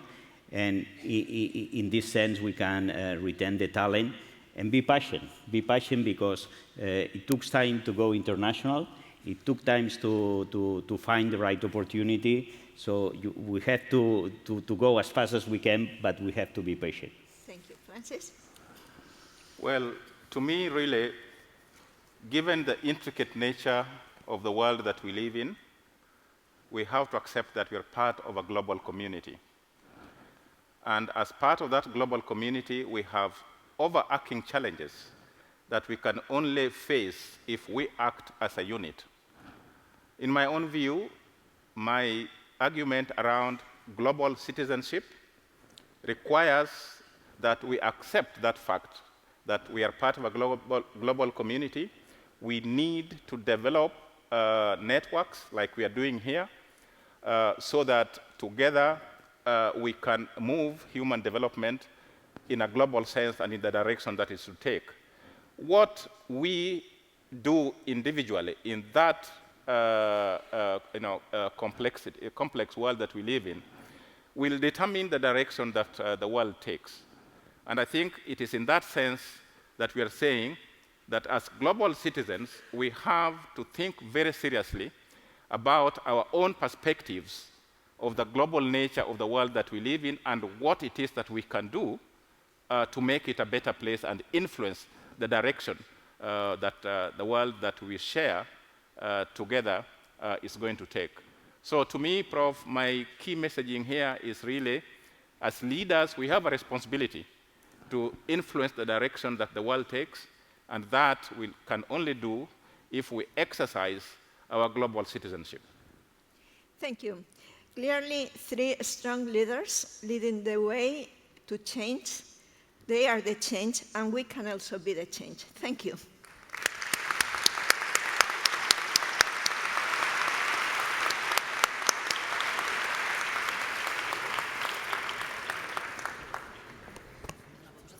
Sí, claro.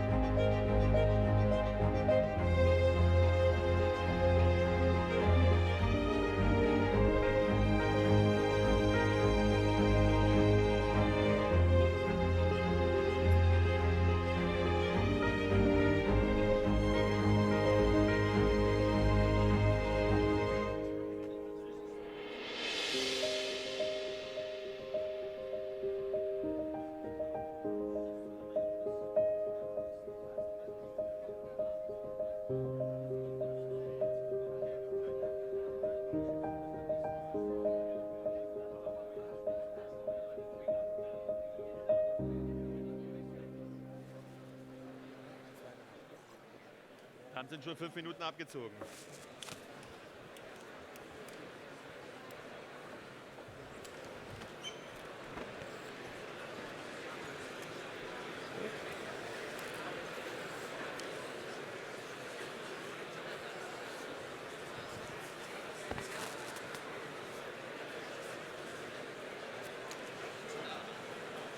Good afternoon, everybody. Can I please ask you to take your seats again? Thank you. You will see lunch is an important theme. We want to end this panel on time for us to go to lunch. I would like to welcome you to our entrepreneurship panel. You see this is an entrepreneurship panel because we have no PowerPoints except for the professor and no ties. So what we want to do, let me just first explain to you what we want to do with this panel. We want to put the theme of the conference, which is Be the Change, into an entrepreneurship context and reflect on it through an entrepreneurship lens. Right? So actually we want to explore whether and how entrepreneurship could help you proactively embrace change. So I mean, the themes of entrepreneurship and change are inextricably linked. And yeah, for some people, they would even argue that you don't have a choice because, and here comes the lunch theme again, you either do lunch or you be lunch. Right? So in fact, before going into the panel questions, I have some questions for you.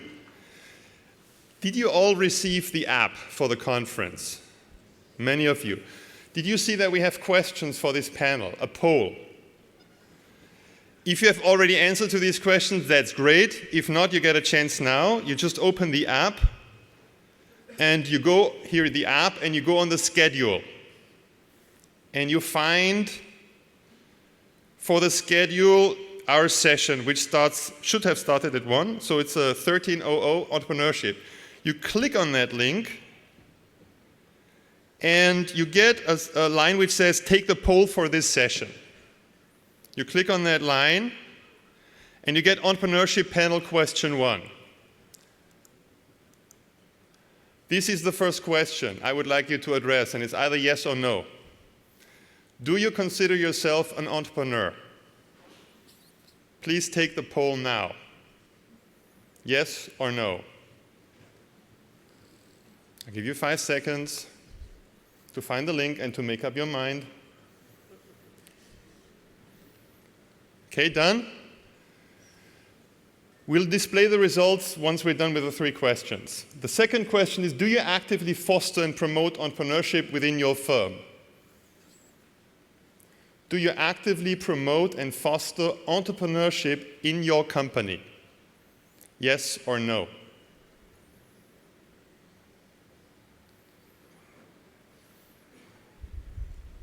And the third question is, have you ever invested your own money in startups? And here you're given the choice between certain ranges, less than 0 or less than 10,000, between 10 and 20,000, between 20 and 30,000 euros. Not pesetas, euros, and more than 30,000. Okay? So now this is the interesting part. Do we have the results of the poll?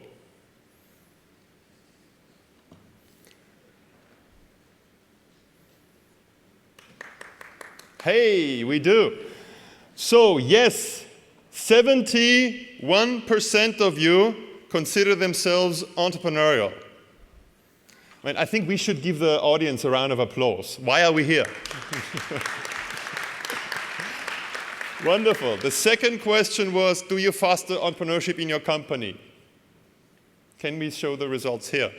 So yes, 76% of you say yes to this question. Wow, you're in good company. That's great. And the third question for our investors, because we have 2 investors, how much money? 1/3 said 0. Then some people have invested something. These are the poll is changing by the second. Good, you're still taking it, fantastic. So you invested probably in FFF, Friends, Family and Fools. Between 10 and 27%, and 1/4 have invested more than 30,000 euros. That's chapeau. Very interesting. So we'll come back to some of these results a little later because we're now here to reflect together on those themes in terms of entrepreneurship and investing. And in fact, I would like to kind of seed the whole discussion by explaining to you that at IESE, we're defining entrepreneurship broadly. There's something with its clicker. Just doesn't work. Here we go. Okay, we define it broadly, and we're not just defining it by way of, and this is the way you have responded, not just by way of kind of entrepreneurship as in startups. You have had to have a startup or founded a startup to consider yourself an entrepreneur, but we say that entrepreneurship actually takes place also in other situations, for example, in buyouts, or for example, in turnaround situations, for example, in family firms, and also in corporations, right? This also is interesting for you, and it reflects a little bit this poll, which is the age distribution of founders. Many people, still believe that entrepreneurship is something for the very, very young, like the 20-year-old high school dropout. But what you see here is that, in this survey, the average age of startups, of founders of startups in the US is around 45 to 50. So in fact, everybody here is within that age bracket. It goes up to, I don't know, is it up to 80? So it's never too late. Never too late. Corporate entrepreneurship, yeah, it's possible. So there is, in fact, it has been recognized as a possibility for the past 100 years. The first person who recognized this officially is Joseph Schumpeter, an economist, who wrote a book in 1911 on the theory of economic development, and he said, well, entrepreneurs are very, very important in large corporations because they do the new stuff, they do the new things, right? And then more recently, research has been carried out on corporate entrepreneurship and defined it as the pursuit of internal opportunities based on the proactive initiatives and the entrepreneurial spirit of individual employees. So this is very important for very many companies in the context of change. How do you adapt to change? And entrepreneurship is an important aspect in finding a good solution, finding a good response to the challenges that we're all exposed to. So here are panel questions, the questions I shared with our esteemed panelists beforehand. Kind of, a personal reflection, what makes me entrepreneurial, so that we can see from them what else can we learn. In terms of the conference theme, what do I aspire to change? What are my aspirations? What kind of impact do I want to have? What challenges have been in my way and how have I dealt with them? This is a very important question. And then the last question is one for you. Should you be and could you be more entrepreneurial, right? So I was this is something that we all want to reflect on. And just very briefly in terms of our distinguished panelists, you've seen them on the program. We're very blessed to have such a fantastic group of people together. I listed them here in alphabetic order. Luis Martin Cabides, who is an angel investor, so he's a very good person, an angel, right? An MBA of 85. Thijs, who has started a company about 13 years ago, and who's an MBA. Then we have Timo, who just recently founded a company, and who's an MBA from 2012. I think the rule is I have to click 5 times to make this come up. Fantastic, it'll work. Carlota, who has started a company, Hola Luz, in 2009. And Emba I think around that time, 11 or 12? Or 11. So she used her Emba probably also as a launching pad, as a starting point. Number 5 comes now. Well, it works. Giuseppe, who is a general partner with an investor, and a Gemba of 06. So what you see is we have 3 entrepreneurs, different stages. One very early, one kind of still in there, and one kind of late, but still considered. You still consider yourself very entrepreneurial, and it's necessary to be an entrepreneur. And 2 investors. And so I'm really looking forward to hearing their experiences, and let's all give them a warm round of applause, please.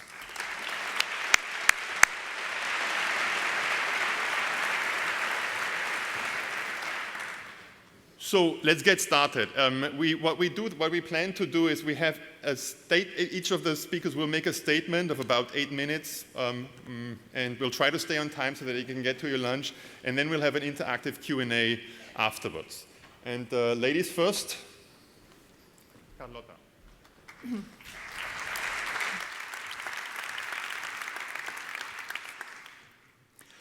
January 14, 2008, I got fired. I came back from my maternity leave of my first child. Now I have 3 kids. And I realized that after working for 15 hours a day for 5 years in a company, nobody expected me back. At that very same moment, I decided that I would never work for anyone but me. Today, after graduating from IESE, I did my executive MBA, first class in Barcelona, 2009. There I met Oriol Vila and Ferran Noguer, which are today with us. And together we started Hola Luz, the utility company where there's always a new way to look at things. Today, we supply with green energy to more than 80,000 small and medium businesses and households all over Spain. We have a turnover of more than 100 million euros per year. We are growing double-digit monthly, and we run a team of 100 people. Tomorrow is, in fact, our 6th anniversary. So happy birthday to my partners, which are sitting here. And I want to share with you 3 learnings, the 3 main learnings we've got during this 6-year journey. First thing, people comes first. And when I say people, I don't mean customers. I mean people. There's an African quote that we love, and it says that alone you can go faster, but together we are going to get further. To really get further, you need to surround yourself with a magnificent team of overperforming heroes and with creative, innovative people and great, great human beings. For that, at Hola Luz, we don't have any fixed schedule. We don't count how many off days, how many holidays people take from. We just believe that giving the people the right goals, setting together the right goals for the company, it will be enough, it is enough, in fact, to let them manage their own time. So the only business where there's still reasonable to measure time you spend in, it is if you have a parking slot. Any other else, it's nonsense. Second thing, it's create value from the values. We say we don't just sell electricity, green power to our customers. We actually sell a relationship with other human beings, that they have needs. We gotta listen to them. Not listen to the market. They are not just the market. They are people with needs. And they are people with dreams. And people that requires you to go beyond, to go further, for changing things that actually do not work properly enough. That's why we have a churn rate of our whole customer base, which is 10 times below churn rate in the industry. And also, another data that makes me so proud, it is that almost 30% of new clients come by recommendation of existing clients. There's no such a powerful marketing tool than a satisfied customer, a satisfied person that just bought something from you and where you are building a relationship based on trust. And third thing, it's stick to yourself. Believe in yourself. Be you. That's why when we moved 2 years ago, November 2014, to our new offices in La Barceloneta, 400 square meters that are already too few for us, we decided to save 20 square meters for our nursery, where we have 3 babies. The last one that came in is son of a father that works for us. So today, I invite you to be your own change agent. If you don't like what there is out there, just go out and create your own history. Just be your own change agent. So, be the change and switch tonight to Hola Luz. Thank you.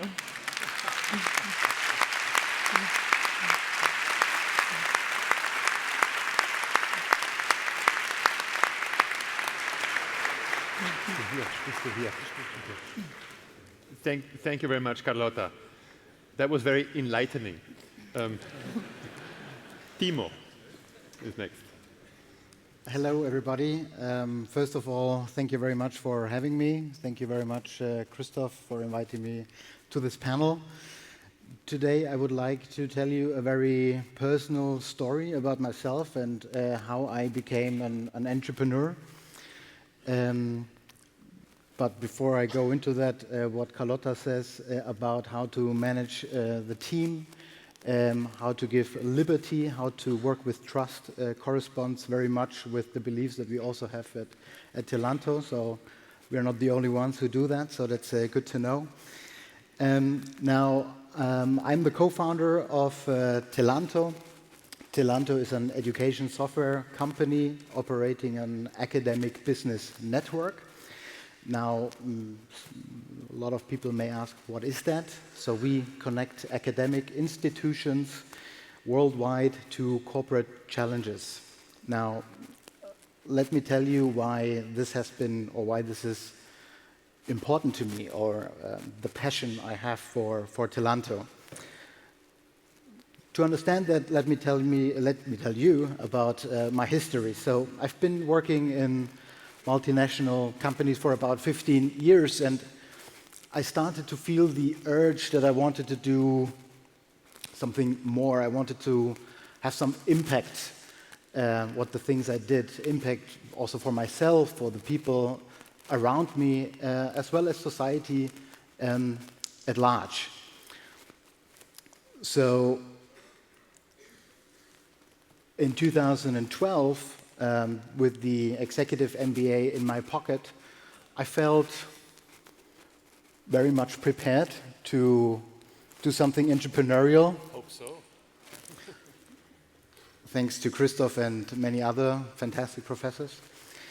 And when I got out of the executive MBA, the urge was there, I felt prepared, but I didn't have the idea that I felt passionate for. And I didn't want to go into entrepreneurship just for, well, create money in a promising business model, but that I didn't feel that it was for me or that I would represent it well. So it was only until much later when a friend and coworker introduced the Telanto idea to me, and I knew this is what I was waiting for. This is the idea that I feel passionate about and that I will be even more passionate about in the future. And I tell you why. Looking back over the course of my career, I did a number of moves and changed jobs, obviously, and you must know I haven't been an A-grade student in school, so I didn't really have the necessary credentials to get the jobs that I wanted. I did get the opportunity, though, to show and to demonstrate the capabilities that I had by doing a challenge, by solving a challenge, by showing that I can do the job, and I must have done something right because in the end I did get those jobs. And also during the executive MBA, there was the opportunity to work with companies and to develop competencies that earlier on I did not I did not have. So this really changed my career, and eventually it changed my life. And so therefore I feel very passionate about, and what I want to change, or what I want to be the change agent for, is so other people, other students, talents, young or old, can have the same opportunities that I had because of it. Now, I think the third question that Christoph asked was the life of an entrepreneur, or it has to do as to how do you cope with adversity, and how do you make it all work. And I also have three things like Carlotta.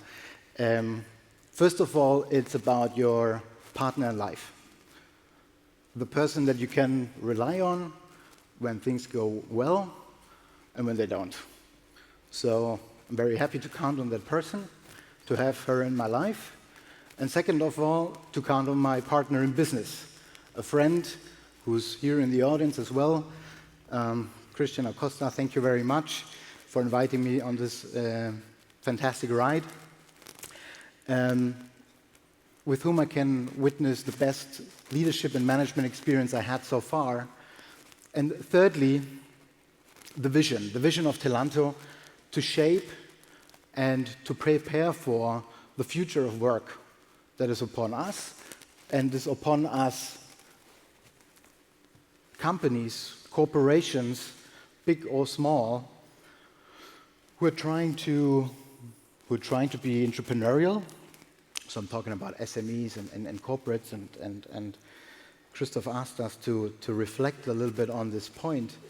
Now, I think big companies have it really hard to have entrepreneurial initiatives, because typically, and this is my opinion, typically organizations have entrepreneurial initiatives for breakfast. So what does it mean? Should big corporates not do or have entrepreneurial initiatives? No, of course they should.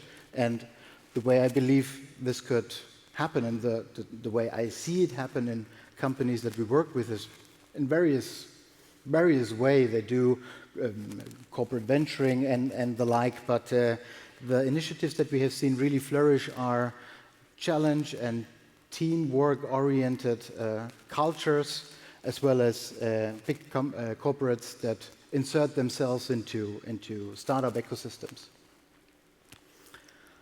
Now, as a closing note on my end is for you, on whether or not you should be an entrepreneur. 70% of you, or even more than 70% of you, feel entrepreneur, or you are entrepreneurs. If you feel passionate about an idea that you want to make a change, let it be for yourself, for the people around you, or society at large, apart from the revenues, of course. Only then, if you have those ideas, I would always advise you to take the risk and get into entrepreneurship. Thank you very much.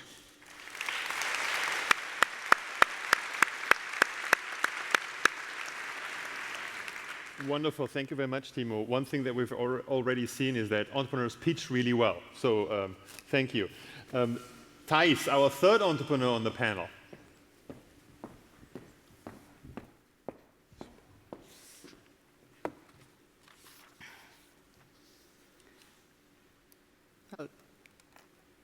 Hello. First of all, I want to thank IESE for inviting me to this roundtable to share it with this great panelist. I would like to share with you a little bit of my vital experience as an entrepreneur. I've been asked lots of times, when did I decide to become an entrepreneur? And I didn't know what to say. But last summer, I was at my parents' house, and I was going through some old stuff, and I found this diary of back when I was 17 years old. This was 2 years ago. But I found this diary, and there was a questionnaire that said that I had to fill about my job goals. And there I wrote that I want to have my own company. So it looks like I had it really clear, but I don't really know why. When I started working after college, I started working in consulting, and I realized that I couldn't see the whole picture of the company. I couldn't even see the details of the results of the job that I was doing. So After some years of experience and after an MBA, my partners, Javier Lluc and Rafa Martín-Alós, decided in 2003 to start the company, to launch Impact Media, and to make our dream come true. What we do is digital out-of-home. We run a network of over 1,300 screens in 95 malls. We start by reaching long-term agreements with malls. We do all the investments, and we sell the advertising spaces through the different campaigns and through the different advertisers. It hasn't been easy. I always say that being an entrepreneur is like living a roller coaster. Because feelings go much deeper than when you are working for somebody else. And there is my mood, in fact, really varies according to the level of sales that we have in Impact Media. And my daughter, she can tell the kind of day that I've had only by opening the door of my house. So it really affects your whole life. Talking about changes, in Impact Media, we had our biggest change 5 years after launching the company. When we started, it wasn't a digital-based company. It was a paper-based. We had this concept of sponsoring parking zones. So instead of parking the car in the blue zone, you would park the car in the Coca-Cola zone or in the Vodafone zone. So when we started, we did all the things that we had to do. We did all the checks. We talked to all the key market players. We did all the PowerPoints, Excel files, etc. We were 3 MBAs from IESE. We were working in the top leading consulting firms, and expectations were really high. But reality is not always like this. And when we saw that the size of the company that we wanted to have was not possible with the product that we had to start analyzing different businesses to do a change. We analyzed different businesses. We started with some business that didn't continue, and finally we reached digital signage, which is what we are doing right now. Back in 2008, 2009, the expertise in the market was really low. There were not that many suppliers that could help us create the network, so we had to create it from scratch. We had to spend long nights in the malls, trying to talk to the screens, turning them on and off, asking them how they were. So sometimes, as an entrepreneur, you have to really be on the ground, and this may be hard sometimes. There is an anecdote that really shows that you have to be prepared for anything. And it happened in the birth of my first son. He is the first son, the first grandson, the first great-grandson. So I was there with all the family. He was born 3 weeks ahead of the due date. So I was there at the hospital with all my family. And my partners came, but they didn't come to see me.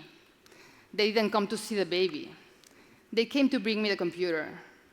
And they came because they wanted to have a meeting with me, because the following day I was expected to run a presentation. And I had to tell them what they had to say. So all this lack of knowledge and uncertainty in the market gave us a hole to create the best network of digital out-of-home in malls in Spain. I think that the key success factor that we have had in order to do these changes in Impact Media is the fact that we are 3 partners, and meanwhile 1 or 2 are dedicated on the day-to-day tasks.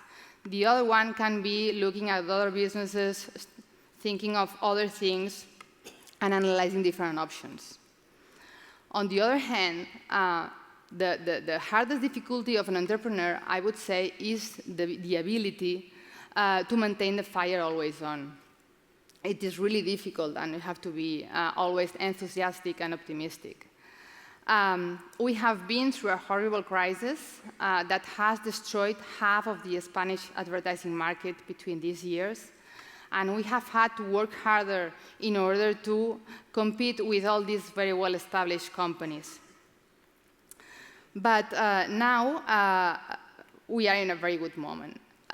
We are in a very sweet moment. We have lived a very difficult situation, and the worst one was in 2010. It was the third increase of capital, and it took us 18 months of negotiations. We signed the increase at the very last minute, so we were right on the edge. I don't know what my investors who are around here are going to think about that. But we were in a really hard position, but we had a good product, we had very strong contracts, and we finally signed it. This was June 2010, I will never forget. And after raising 1.5 million euros of people who have trusted us, we didn't almost sell anything during all that summer. So I had the worst holiday in my life. But now, as I was telling you, we are in a very sweet moment. We are the industry leaders in digital out of home. We have a very good project. We have a pipeline full of new projects.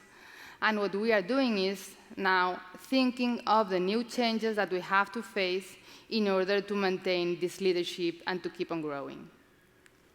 Thank you very much.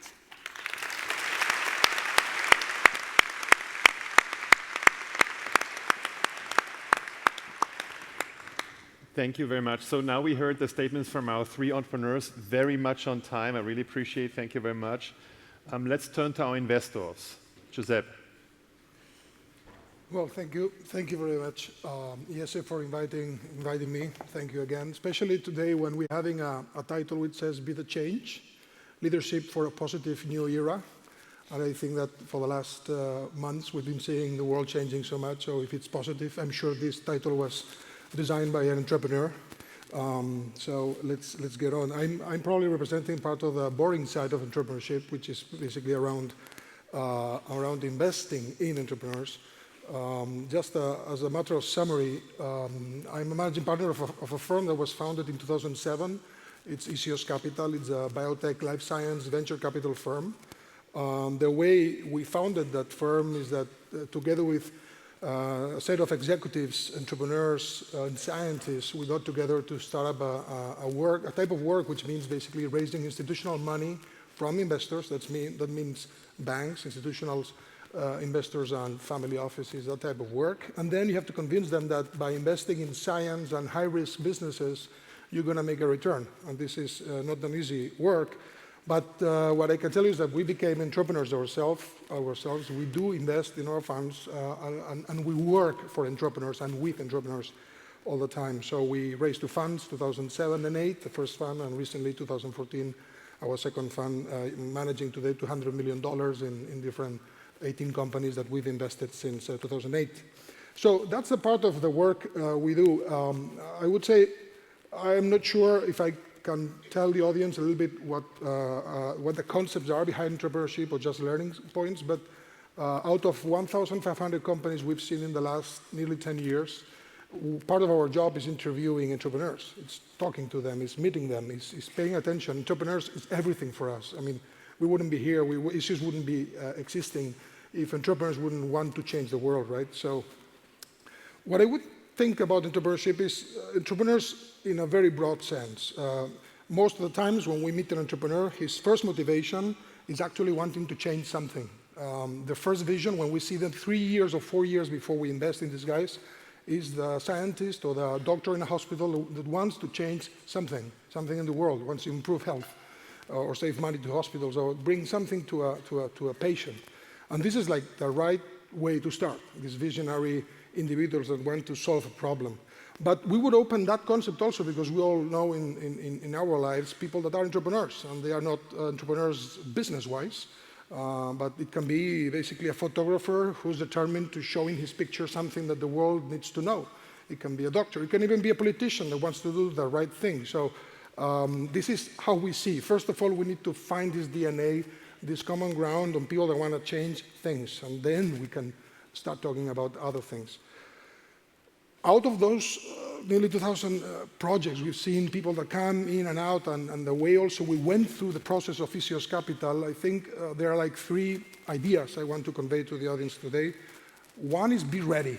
If these 75% of the entrepreneurs in the room are ready, you'll be fine. Second is find an excuse to make the jump. And third, keep calm. So these 3 things is things that we're seeing all the time. We went through those, and I'm just going to elaborate a little bit more on those. Be ready means be ready yourself. Come to IESE, keep working, keep walking, keep learning. And from time to time, just take a look. Be ready for opportunities and be attentive to everything that happens around you. Meet someone, talk to someone. Another very important item, Thijs was mentioning the relevance of her family, my family, everybody here. Make the people around you ready. It's a very high sacrifice, personally. Your family is going to suffer. You need help. You need support. You have to make people around you ready for the adventure you're going to go through. In my case, I was a lawyer when I was 25 and decided I didn't want to be a lawyer.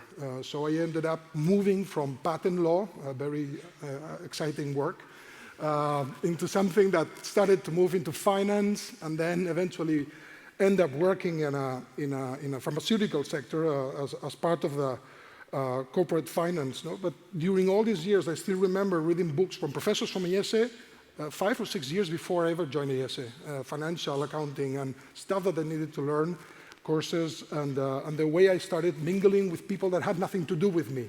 Because I needed to put in my backpack a toolkit that eventually I will have to use on my way somewhere. I didn't know exactly where I was going. But in that case, it worked well. And when I decided to do that jump in 2007-8, I had that backpack with enough toolkits or tools, and people around me knew I was going somewhere. So that was helpful, and they support me, and it was useful. Second was find an excuse. In the audience, probably most people speak Spanish. You know the concept of salto de pértiga, so more or less that thing you need. It's a propulsion. Propulsion comes from the back. You need something in your history that didn't go well or has not gone well. In the case of, I think, Carlota, she mentioned she lost her job. In other cases, it's a disappointment with a colleague or with a company you work for. You have to find an excuse, something that makes you make the jump with additional strength, because it's a tough jump. And something you can use this excuse in front of your boss or in front of your wife. I don't know what is more difficult, but you have to say, I'm going to jump, and this is the excuse. So you convince yourself. In my case, and now that nobody's listening, I took this joke from Professor Noeno, of course. Now that nobody's listening, in my case, it was total frustration. I was working for a company with a strategy, a quoted company, big company. I was the head of corporate development, had been working in corporate venturing for years, and suddenly the project was canceled. It was like, I don't remember the dates, but within the month of knowing that that project that was my baby was going to be canceled, I met my partner, Joel, who's not here, but he's somewhere else, and I'm very lucky to have found Joel that same month. That was my excuse. That frustration with a coincidence that I would call something supernatural. It can be the hand of God, can be timing, can be destiny, I don't know how you call it, but take that as an excuse. These situations sometimes are good enough for you to understand that there's something that is calling you to do this amazing jump into entrepreneurship, because you need extra energy for that. And then relevant third rule, I think, that I've seen, and I went through also in starting up ISEOS Capital in 2007 and 2008, and you may recall those dates, like not the best dates to raise money out in the financial markets. So those years were tough, and you had to keep calm. Keep calm, carry on, walk. ISEOS Capital, I still remember when I was we were finalizing the fundraising of the first fund, people that really trusted us. I still thank all the first investors in the first fund. We had no background together. We was a team of entrepreneurs starting a firm, complementary people, but not a group that had worked together before. But in that case, I think Lehman Brothers crash was announced the day after ISEOS Capital was able to announce the first fund. If it would have been the other way around, probably I wouldn't be sitting here. So it's a matter of keep calm and just stay there, because you'll require those. Just to finalize, a couple of ideas that I would like to suggest we should think about, potentially get some questions from the audience. We feel attracted by people that really want to change the world. That's a start, as I said, for anything we do.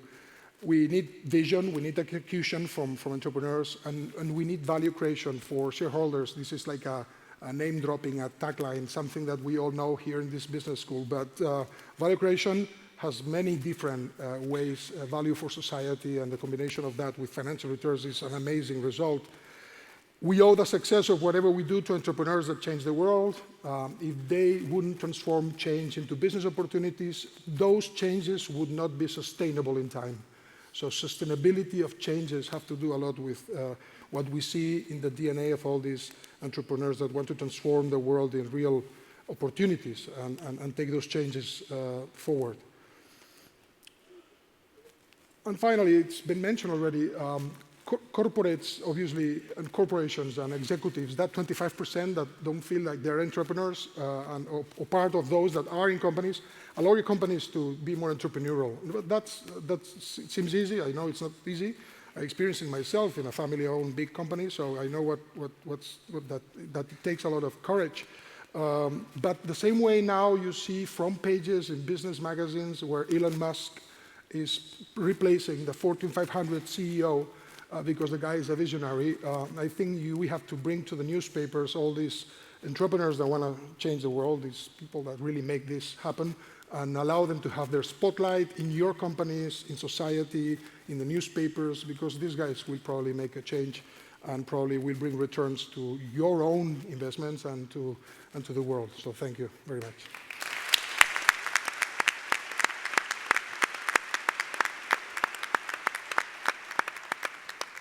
Thanks, Josep. Very interesting. Now from one angel to the other.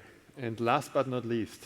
Well, thank you very much. Well, I guess that my role here would be to demystify entrepreneurship, because, I mean, you don't have to be as impressive as these guys to become entrepreneurs. It's not that difficult. It's something like that I think is much in the reach of anybody, and probably that's why I'm here, to show that even a guy that studied philosophy ended up in entrepreneurship in somehow. So, yeah, I have to tell you my story. I studied philosophy, and then I did my MBA, and then, of course, I knew nothing about technology, but I joined a big company called Canon. I was in charge of a very technological product, which was typewriters. So that was my first job. I was selling typewriters. We sold a lot of those typewriters. And then 3 years later, I joined the Europa Press. I had a meteoric career there in Europa Press. In 18 months, I was the CEO. Maybe it was because it was my father's business, but the fact is that I was a CEO in 18 months. No? I did make a deal with my father, who was a very smart businessman. And it was basically that I would join the family company, but I would not touch whatever was already there. I would only do new things. No? So since this was the 80s, I did television. When I started the television business, you know, Europa Press sells news. So there was a new media. Let's try to sell news to these guys. This was television in the 80s. And then in the very early 90s, someone came to my office and explained to me that they had invented something in the United States. Actually, it was in Switzerland, but they said it was in the United States, which was called the Internet. And basically what this meant is that we, as news producers, could deliver our news free of charge to anybody in the world, to any computer. So at that time, producing news was expensive, but transmitting or distributing news was even more expensive. And of course, if we want to bring news to some guy in Galicia, we had to sell that news to the Voz de Galicia or to the newspaper would print it, and then it would deliver it to the Galleguito. So now, they tell me, no, they have invented something which basically means that you can deliver your news, your product, you can sell your product to anybody in the world, and it's going to be zero distribution cost.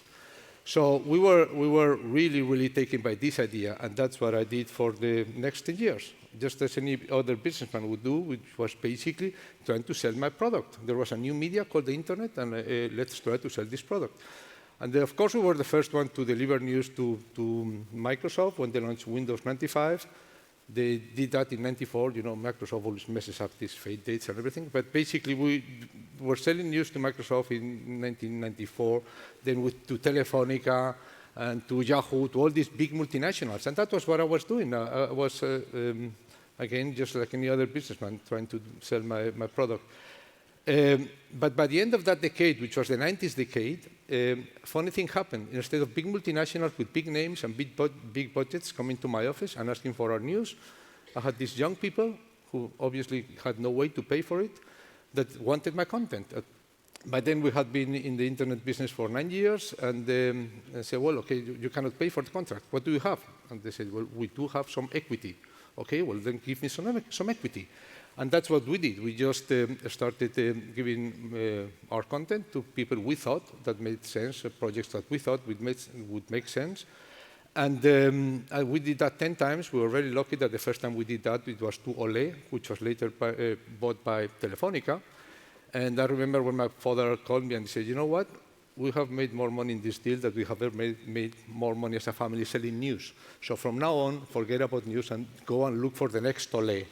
And that's what I have been doing for the last 14 years, looking for the next startup that could deliver that kind of returns and that kind of investment.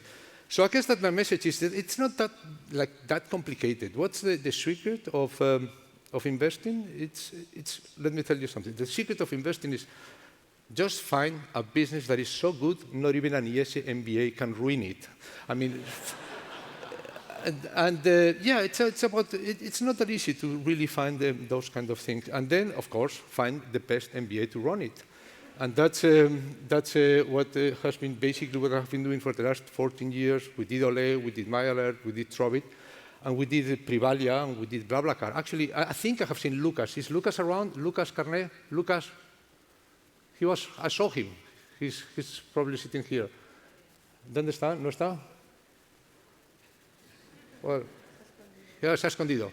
Okay, well, Lucas founded a company, it's called Privalia. He sold this company for 500 million, but that's not the important thing. He has 400 people working for him. He has sold over 1 billion things in products. So that's really what is investing about, looking for this kind of opportunities and looking for this kind of people. And again, it's not that difficult to be an entrepreneur. So you don't have to be that good. You just have to be close to them. So if you're not that good, you can always take the easy ride of being an investor and support them because they really sometimes need some money. Very good. Thank you.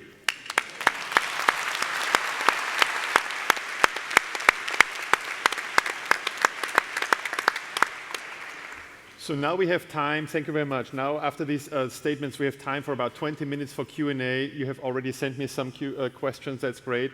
Those of you who have more, you can submit them also through the app.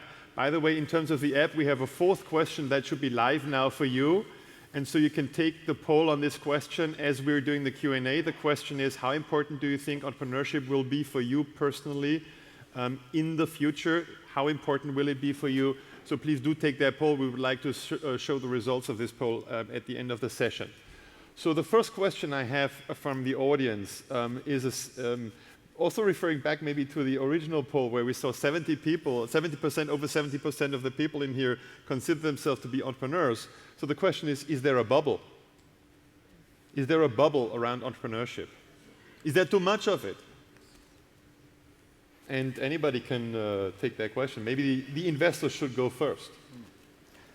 I think there is a bubble. A bubble is not something, it's not an opinion, it's an economic term. I mean, they give Nobel Prizes for people that study bubbles, and it's a very definite economic phenomenon. Basically, you need three things to have a bubble. You have a generalized increase in prices, which we obviously have.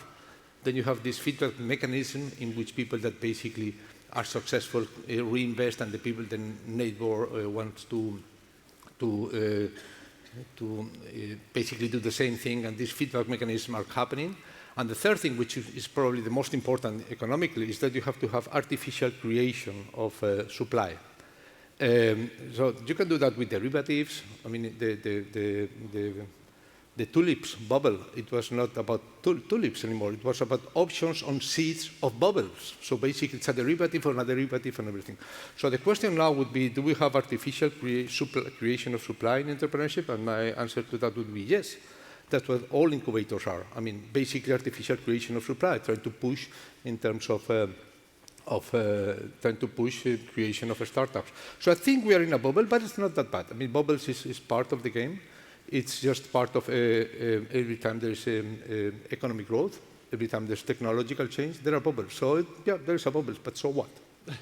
Okay, that's your answer. Yeah, Jose, let's keep the bubble growing because bubble, if you go to economic terms, it affects prices, and there you can argue there's a bubble on pricing and a bubble on companies being created and accelerators.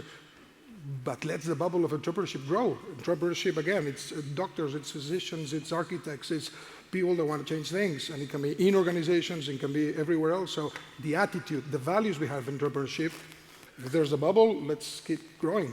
Good. I mean, in that, yeah, Carlota. It might not be a bubble, so I won't call it a bubble, but it's a game changer. So things are changing forever and anywhere.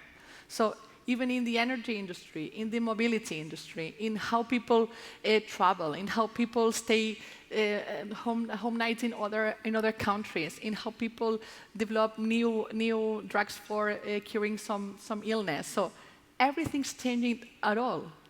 So, and this might happen from new ventures, from new people that maybe we don't know, but maybe the cure of an awful illness is closed in the mind of somebody that's now studying in his college. So it's not a question of, yeah, we are running our economy as always, and then there's a bubble called the entrepreneurship bubble, but there's a thing called changing, and everything's changing all over the place. So we better get used to that. So you're happy to be part of the bubble? Yeah, I mean, it's not a question of a bubble. It's not something that it's there for changing a little bit, and maybe out of that it's going to happen something, but it's something that is embracing the whole world. And then, once you're there, it's sticky. It's sticky. You bring people, and you get stuck, and more people get to you, and they get stuck. Okay, Timo, you wanted to say something. Yes, I think it's a great time to be an entrepreneur right now. There is, thanks to the central banks, basically, there is so much money in the market. I guess we should have more investors up here to represent it in a better fashion. So right now, money has really become a commodity for entrepreneurs, where the investors are on the other end, looking for the next great ole, as Luis said. So I think it's a really good time to be here right now. Yeah. Let me just build on that. The next question deals with the issue of, how do you join the wave? Let's not call it a bubble, maybe let's call it a wave. And maybe it's a necessary wave, maybe it's a good wave. But there's still some doubts in the audience about how you can join and whether you should join the wave. There's the question, do you think one can really be an entrepreneur in a large company?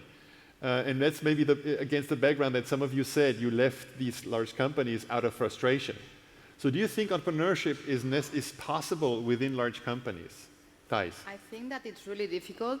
In fact, in one of the projects that we just got in, we were out of the final position because we didn't have a brand. So I guess that this really exemplifies what is happening inside the companies. People in big companies are not willing to take risks, so they are not willing to let entrepreneurship be inside this company. Yeah. So I think that if you want to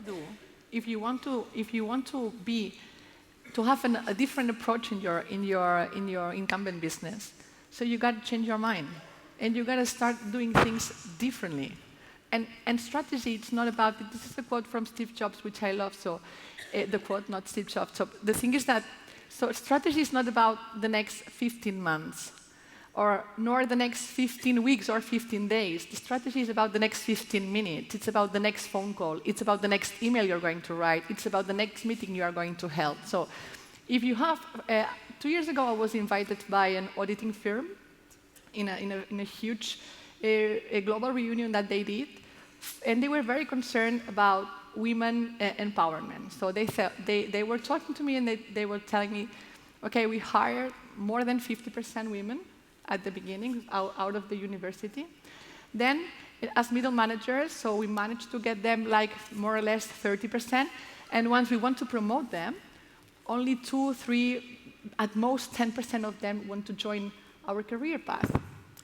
And then they ended up with a conclusion, which I think is very stupid, and it said, yeah, women do not want to promote. Of course we want to promote. Women, we are not stupid. But we don't want to promote that way. So, and they said, and they thought, yeah, and we don't understand why, because we've got equal policies, and you can work, we have flexibility timetables, you can work from home. And I told them, yeah, who's taking this kind of benefits that you are offering? Because if you are a 30-year woman working in an auditing firm, you know that you have the right, there's a paper that says that you can work from home, but your boss has never left the office before 8 p.m., who's the one going to do that?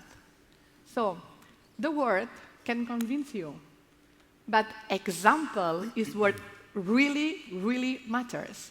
So if you got to do changes within a multinational or within an incumbent, you got to change your mind and start doing things differently in the next 15 minutes. And this is something that it might happen or it might not. I also think that it's not so much a leadership problem to have entrepreneurship in companies. I think it's on the middle levels of management or where things happen, where it's about risk taking, right? So you're in a corporate company because you wanna probably have a career, so you have to make your choices in terms of what risk am I happy to take. And we work with a lot of organizations, big and small, and we always encounter that barrier, that we are doing something very disruptive that hasn't been here in that manner. So there is hardly a lot of reference, and people get scared. They scare easy. So it's about a risk-taking culture that needs to be lived. So you think from the top down. Is it possible to have that? I think it is possible, but it is a cultural aspect, and as we probably all know, to change a culture in a big company is a lengthy progress. Not easy. It will take time and effort. Josep. There's a way in between, and we could also extrapolate from other specific industry experiences. Now everybody talks about Google Ventures and corporate venturing over the last 10 years.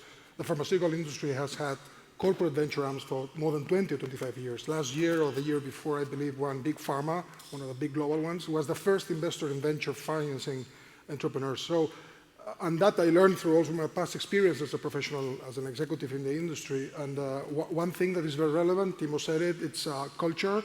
It's not an easy way to change the culture and the attitude and the inertia of things happening in a big company. But one way can be setting up a connected organization with different objectives, different alignments, some resources, and from that different organization with different incentives, get those guys explore the connection to venture financing or to corporate or to entrepreneurship.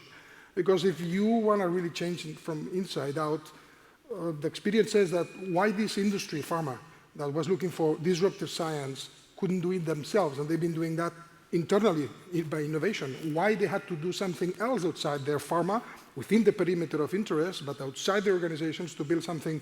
So I would say the same way you were asking the question on how many of the room have invested money in technology, in entrepreneurs, no? Put some of their savings in entrepreneurs. That is the way to start. Put some money. You don't have to be an entrepreneur, probably. You can be an organization willing to talk to entrepreneurs, or an individual willing to talk to entrepreneurs.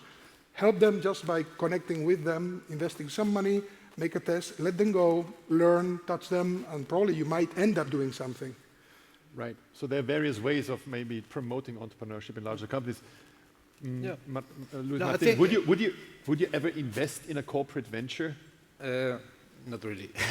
No, and that has to do with my answer to this. I think that there's a little bit of confusion between innovation and entrepreneurship. So, of course, large companies have to be innovative. Otherwise, they're out of the market. So, the most innovative company in the world probably is Apple, but it's not an entrepreneur. It's not a startup anymore. I mean, Apple is older than most of the IBEX. So it's an old company by any definition. So we very often tend to mix innovation and entrepreneurship. Can you be innovative? In a big company, you have to. For me, entrepreneurship is more about creating companies. And maybe you can even create companies which are not that innovative, which maybe they are just distributing concepts or products from abroad or whatever. So it's not exactly the same thing, entrepreneurship and innovation. You can have innovative products, companies that are not startups that are not that innovative, and there's some overlap, but it's not the same thing. So I think that there's obviously a way to do innovative things in company. Otherwise, you are doomed. If you don't innovate, you're out of the business. So it's like, can companies pay taxes? They have to. So you have to innovate. Does that mean that you have to start a new company and have a startup inside? I'm not sure. If you look at one of the companies that have performed, probably the companies that has better performed in my industry, which is the media industry, is Disney.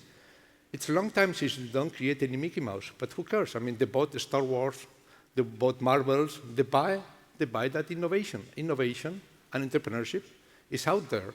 And it's not that easy for big companies to acquire it. I very often talk to executives and they say, how is it possible that if I have 1,000 engineers, there's not that much innovation coming from my company? Well, it's obvious. You have 1,000 engineers. There are millions of engineers outside your company, so most likely innovation will start outside your company. Even if you have 1 million engineers, how many engineers are there in the world? So most likely, new things will come from outside your company. Be ready to live with that, that's not a problem. Google acquires companies. The most innovative companies acquire companies. Okay, so thank you very much for your views on that question. There was a second or a third set of issues which revolve around the personal cost of being a change agent. Essentially, the question is, how do you spend your day? And how many hours do you work? And there's this running joke, what's the difference between an investor and an entrepreneur? And the answer is that the investor is still married. So how does that work for you? So maybe ladies first. So how does it work for you being an entrepreneur? Well, I'm married and I have 3 kids, and I think that I found an equilibrium. And for me, I think that I'm better now than I would be working for somebody else, because I decide when I want to work, and I decide if I want to go and pick up my kids, or I want to go to the doctor, or I want to go and have a trip to just look for suppliers in China. So it's better because you decide if it's worth it to dedicate this time to the family or to the work. Okay. Yeah, I totally agree with what Thijs said. So being a mompreneur, which is what I am, as well as Thijs. So I have 3 girls also. So the best thing that you have, so you work very hard, you work very long hours at night, but the best thing that I have is that I own my time. And this is something that it cannot be paid with money. Timo, you're a recent entrepreneur. Do you have any time off? Yes, I have time off, definitely. You need time off, otherwise you need time to reflect as well and to relax as well. What I wanted to say is, I think going through this house in a very demanding academic program prepares you very much for what is coming up in terms of hours and work and stress. So that's one down. Second, I'm not married yet, but soon to be. So that's has been developed ever since I have been an entrepreneur. So something is going on right. And yes, I mean, I went into entrepreneurship because it wasn't so much the time that I wanted off the job, but I didn't feel, I started to not feel good with myself, and I started to notice this also with physically, and then I knew I needed to change something, and here I am today, and still reflecting and relaxing sometimes, but it is a lot of work, of course.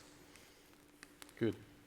The gentlemen investors. Well, no, I've been married for 30 years now. We met at IESE, actually, so my wife comes from IESE. she used to work in the corporate world. She was with a big multinational. And I can tell you that for maybe 25 years, it was easier, but the time that company got restructured, you really see that corporate life is not that easy. So sometimes we think, there's a lot of heroism in entrepreneurs, but corporate life is not that easy, and we have had probably more difficult times in her corporate life than in my sort of entrepreneurial kind of life. So it's sometimes I think it's exaggerated. You do have control of your time. If you are an investor, you have a lot of control of your time. But again, it's like the corporate life is not easy. Corporate life is not risk-free. Corporate life takes a lot of time. The most successful business people that I know work as much as the entrepreneurs. They have a difficult as life as entrepreneurs. They travel as much. My wife traveled much more than me. And it's, it's work-life balance is not only a problem for entrepreneurs, it's a problem for everybody. Right. Yes, has to do very much on your attitude and your passion. If you're in a company where you feel you're connected to the company, you might even work more than in your own startup. It's a matter of how passionate you feel yourself what you're doing. If that company is changing the world, I have so many friends in huge pharma companies or technology companies that feel so well about what they're doing, and probably your colleagues at Hola Luz will also probably feel that they are part of this story, right? And they are employees. They are not founding the company with you. So it's a matter of finding the right place in the world and what you feel, and then obviously put the time that you need to put to succeed. Okay, very good. So it's about, thank you very much. So it's possible to be an entrepreneur and be married at the same time. It's wonderful. I think it's about time to come to a closure, and I think at this time we would like to see the results of our fourth question, which was asked, which is the question of how important do you think entrepreneurship will be for you personally in the future, and you see the kind of, this is what I would say the overwhelming majority, things over 80%, close to 85%, more than 85% think that this will be very important for them. So most of you are convinced it will play a very important role personally in your careers. So let me give this opportunity to our panelists to make one last statement, a very brief one, please, about what do you recommend the people in the audience that think entrepreneurship will be very important for them? What is your main recommendation? Maybe starting here from right to left. Timo, what would you say? I'm afraid I'm repeating myself, but I feel strongly about this, that if you want to become an entrepreneur, know the idea, be passionate about it, and then you can make it happen. Thank you. Thijs? Well, as we were talking about Walt Disney, I would say if you can dream it, you can do it. And the only thing impossible is the one that you don't try. So I think that you have to try it. Give it a try. Yeah. Giuseppe? Yeah, as I said before, 3 things. Now, be ready, find an excuse, and stay calm. Very good. I'm going to quote Professor José Antonio Segarra, who gave us a very huge advice on our very last day on our MBA. And he said, being optimistic, it's a mandatory thing, and you can be optimistic by personal choice. So whether you think you can't or you can, you're right. So let's do it. Thank you. I think my advice would be, okay, it's not that difficult. It's not easier, no more difficult than any other thing, but look for a really big opportunity. I think that, entrepreneurs, they are very good drivers, but look for an opportunity that is worth it. Because even if you are the best driver in the world, if you are Alonso, if the car does not work, you are not going to get anywhere. So wait for a real big opportunity. There's no rush. That can happen at 30, at 40, at 50, at 60, at 70. But wait for that big opportunity which you can pursue and that is worth pursuing. Because of course you will need a lot of enthusiasm, you will need a lot of go for it, but you'll also need a business that works. So look for a business that works. Excellent. So lots of good advice, lots of great recommendations. What have we learned? What we have learned is that entrepreneurs are really special people, but they're special people not by way they are born in terms of their DNA. Everybody can be an entrepreneur. but they're special by way of their actions. They're special by way of not being content with frustration, but then doing something about it, not being subject to change, but driving change. And I think that's what makes entrepreneurs special, this willingness to take action, even if you don't know where the future will take you. I think this is a key takeaway from this session for me, and not being afraid to fail. This is part of the game. Let's thank our panelists for giving us these important kind of insights and this inspiration that can hopefully also help us with our future careers. A warm round of applause to all of them. Thank you very much.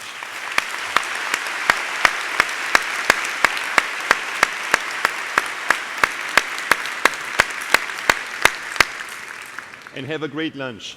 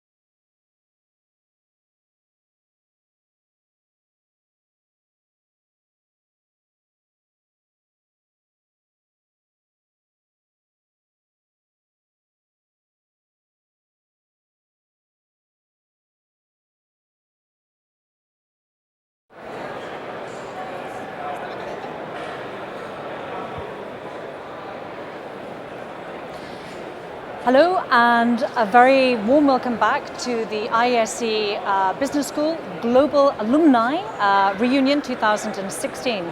We've been with you all day with interviews, with panel sessions, behind the scenes and live from Barcelona for the very first time in the history of the business school. So thank you very much for joining us, and thank you too for joining us. I'm here now with two of our alumni. Joining me now in fact are Timo Kersel and Jose Gabriel Chimeno. So thank you very much for being here. Timo, you are the Chief Operations Officer at Telanto, which I understand is a business that connects people with corporate opportunities around the world. You're also an executive MBA from IESE Business School, so welcome to you.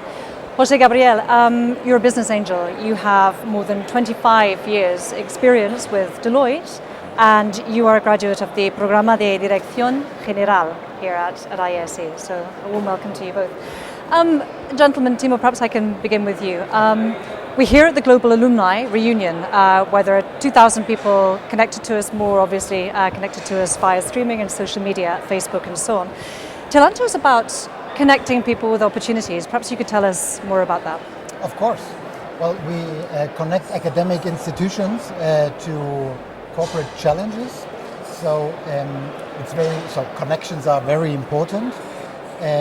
Also the network is very important, and the fact that it is a trusted network, which is a thing that you have to differentiate. When people collaborate and share ideas, it's a different setting whether you can do this in a trusted environment or not. So what we're aiming to build with the Academic Business Network is to build a trusted network where people are open, where they are looking for challenges, where they can develop new competences, where they can share information for a better themselves, but also for the society at large. Great, okay.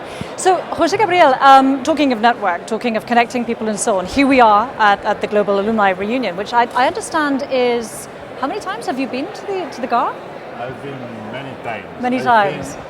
This could be in a row my 7th. Okay. So what keeps bringing you back? I enjoy it. I enjoy it very much. Gives me an opportunity to take one day off, to listen to very good keynote speakers, to reflect, and to think a little bit a weekend different, a different weekend. Okay. And it is very interesting. Okay. So Timo, from the perspective of entrepreneurship, you're an entrepreneur, and from your perspective, how important is it to do this networking, to be making connections between people? It is important in general. It is very important if you want to do business in Spain, or let's say in southern European countries, and probably in other places in the world as well. So of course I enjoy very much to be here today, having had the chance also to be in the panel and to explain my how I came about an entrepreneur. So yes, very important to have those connections, and we see also that alumni have to play a role in the academic institution and corporate challenge play, where alumni become mentors, they become investors, so they become angels in that sense, that they also help young students, young talents to develop themselves, to develop over challenges and to find the jobs they love. Terrific. Jose Gabriel, the theme of the day, of course, is change, and part of that change, one of the great topics du jour, is the digitalization of the business world, of the planet. Very quickly, how do you see digitalization changing the face of business from your perspective? I think the digitalization is affecting all businesses. I don't see any business not affected. Some of them are really challenged, really as a business. We have really transformed everything we do. But even the most traditional, let's say, less technical or less linked businesses, I think they're affected because all the environment has been affected by the digitalization. Okay. Gentlemen, it's been a pleasure speaking to you. Thank you so much for joining us. Thank you, Anya. I hope that you enjoyed the last panel of the day and the opportunity to continue networking. So thank you both very much indeed for joining us. So, we're going live, as you can see. We're having interviews with our alumni. We're having interviews with some of our guest speakers who've been on the panels that we've enjoyed during the course of the day. There is, of course, one more panel to go before we conclude this year's edition. Now we're going to speak to somebody from IESE, somebody who's very close to this particular event. Our next guest, in fact, is Javier Munoz, who is the director of the Alumni Association and Institutional Development here at IESE Business School. Javier is a veteran of IESE. He's been with us for 10 years in various different roles, from admissions to MBA career services and so on. So, Javier, it's very much your day. It's a pleasure to have you here joining us. We're going live and speaking to our alumni on streaming and around the world who are connected to us. How's it going? How's the day been? Good afternoon, everyone. Well, it's going well. It's not actually my day, it's our day. We have 45,000 alumni around the world, you know that. And today we have more than 2,500. So it's been almost a record for us in a GAR in Barcelona. So we're very happy how things are going. And still we have an exciting panel after lunch. So we're very excited. We are very happy, actually. What have you got lined up for the coming year in terms of alumni, in terms of the Alumni Association? Any novelties, any new things to announce? Oh, thank you for the question. Well, the pillars of the Alumni Association, you know that we have mainly 4 pillars. We work with learning, helping our alumni to learn, to keep on learning during, their professional life. Also to help them during their career support, career management, how to manage your own career. Also, in terms of networking, things like today, meeting with people from all over the world, different industries, different sectors. And also helping IESE, giving back in scholarships and trying to find good talent to be part of this family.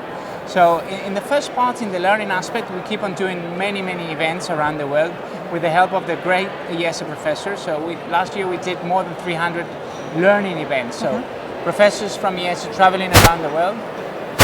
What is new in that aspect? Mainly the offering in the digital aspect. So the digital learning is growing, more e-conferences, different new formats that will give you the opportunity to follow the conference from your PC, from your mobile phone, from your tablet. So that has been a very important project for next year. Also in terms of career management, the Alumni Career Development Center is growing. The network of career advisors is becoming more and more efficient, actually.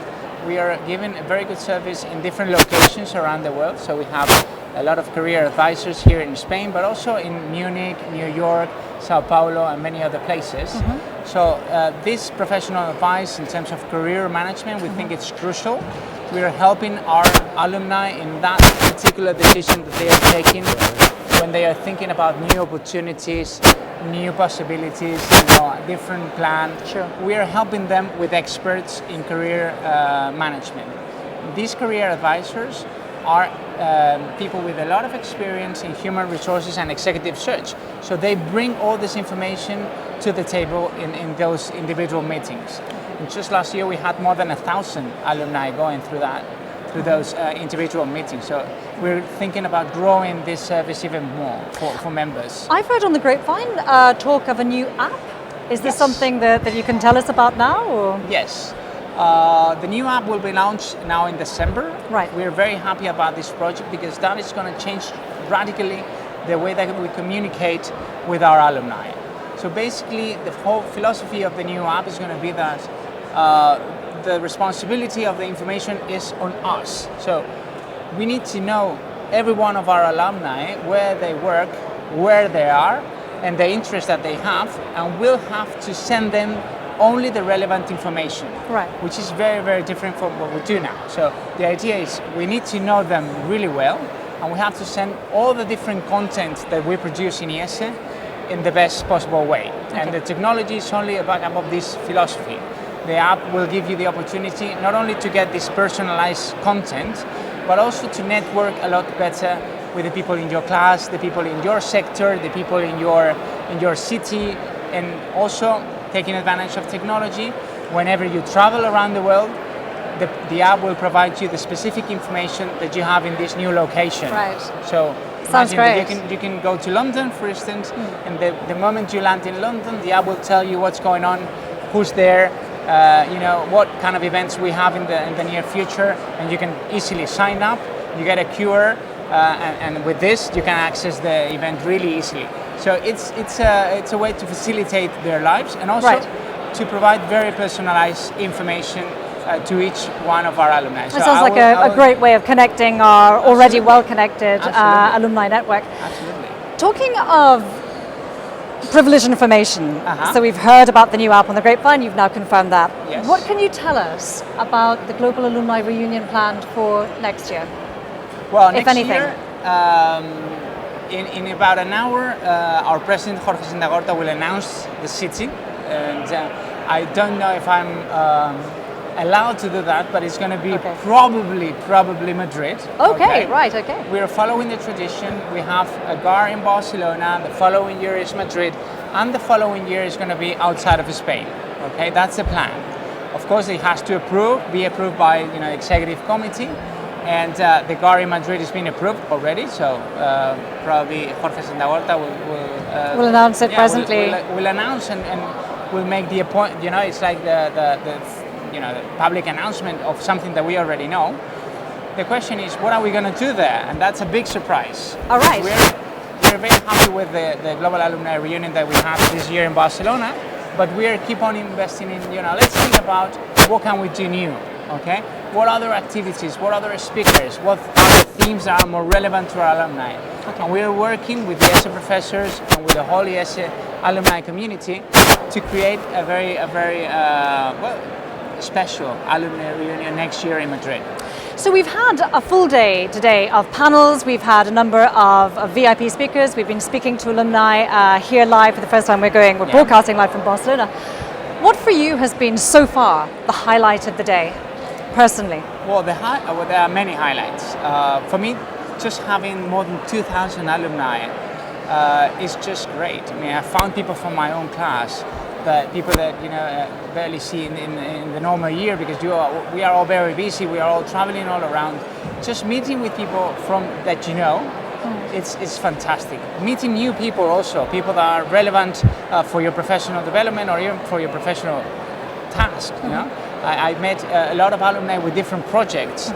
They tell me about new things, new technologies that are very relevant to my work. And also, I mean, the fact that we have IESE professors, keynote speakers, top-notch speakers is something very, very difficult to find somewhere else. So this is like a combination of factors that really place the Global Alumni Reunion as something that for me is a must-attend event in the year, that's for sure.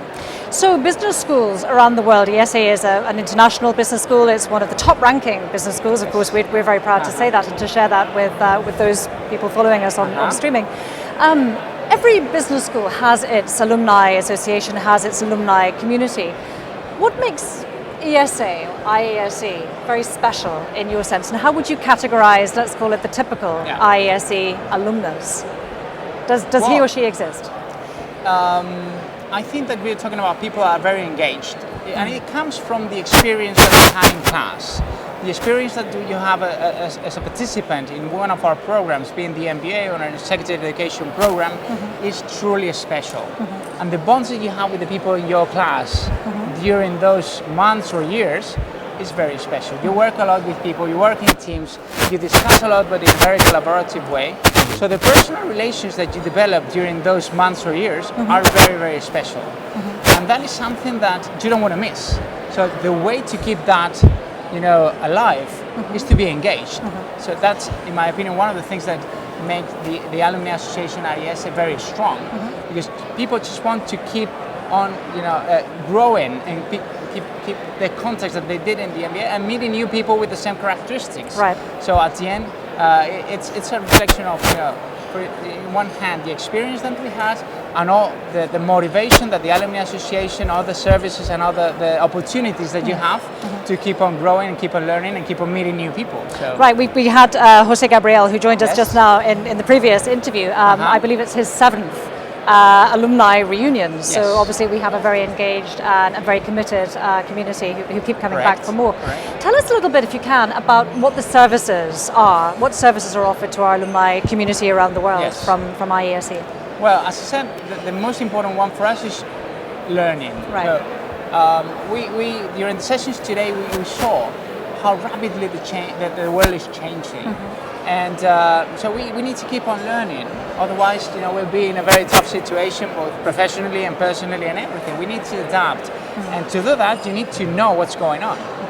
And it's not easy to find a forum like the Alumni, the Alumni Learning Program, where you can keep on updating everything that the community in IESE is producing. All those contents are at your hand to keep on learning. So that, in my opinion, is probably the most important service. Of course, networking and meeting people and creating businesses through those contacts is also very important. And of course, our contribution to the school, that's not a service, that's something that we are very proud of. We want to see IESE growing. We want to see the best talent coming to IESE. And that's why we have so many scholarships, for good talent that sometimes it's difficult for them to finance, the top MBA program. So we invest in new members of our community. That's how we like to see it. That sounds great. So it's a combination of, we have very good services, we have very good people, and we have a great school that we want to help.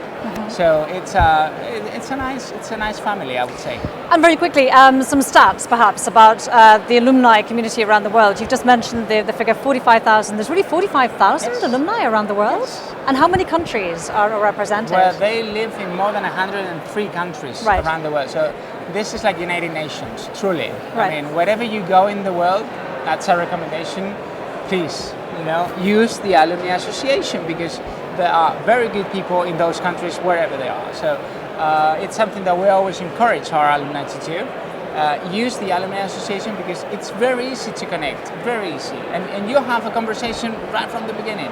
So you were talking about who is in the association. Out of 45,000, we have a lot of CEOs. I mean, very good careers, but not only big companies, we have a lot of people who are entrepreneurs as well. 1 out of every 3 alumni are working on their own company. Right. So that's a very good number. So we are creating businesses, creating jobs, and creating value for the whole society, which is the mission of IESE. So that's, I always have this comment about, the Alumni Association is helping IESE to fulfill its mission, because the mission of IESE is to have an impact, and to have an impact, you really need to have a good career.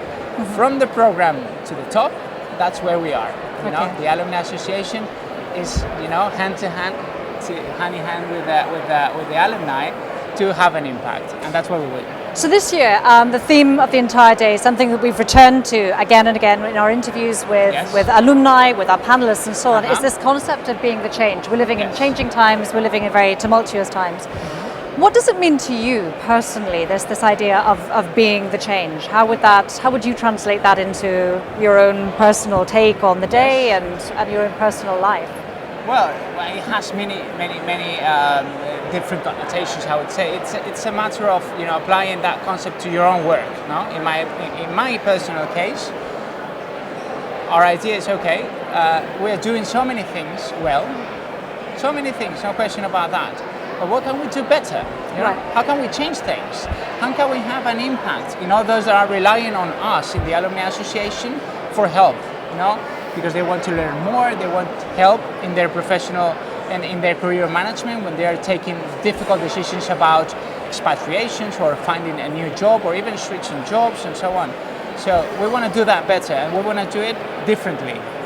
So we have to explore different ways, sometimes using technology, sometimes using people, or even ourselves to make it work.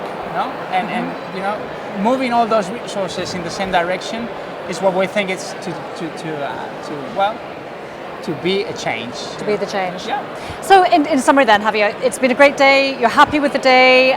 Looking forward potentially to the next year's Global Alumni Reunion, which will be in Madrid.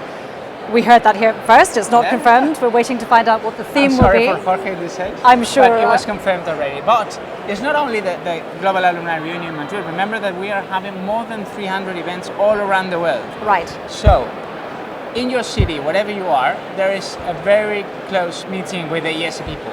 So please take advantage of that opportunity, because it's going to be great. We have the luxury of having IESE professors teaching us, which is very difficult to find in other business schools. So this is a great opportunity, but the other good opportunity is to meet with the best IESE people as well. So let's take advantage of this excellent offering. Okay, all right.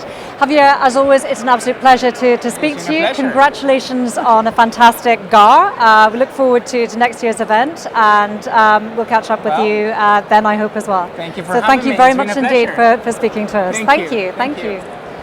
So, we're coming to the end of the 2016 Global Alumni Reunion. We've been with you live all day here from Barcelona. 2,000 alumni from all over the world have been enjoying sessions with experts, listening to panels that touch the big issues of the global business landscape today. There's been plenty of opportunity for networking, and we've been here with you live stage with our guests, with our alumni, bringing you a taste of what it's like to live the Global Alumni Reunion here at IESE Business School. We've been going backstage during the course of the day to capture some of the thoughts, the sounds, the ideas and the impressions of our alumni, and we put together a short video which we'd like to share with you so that you can take a look and see how the day's been playing out behind the cameras.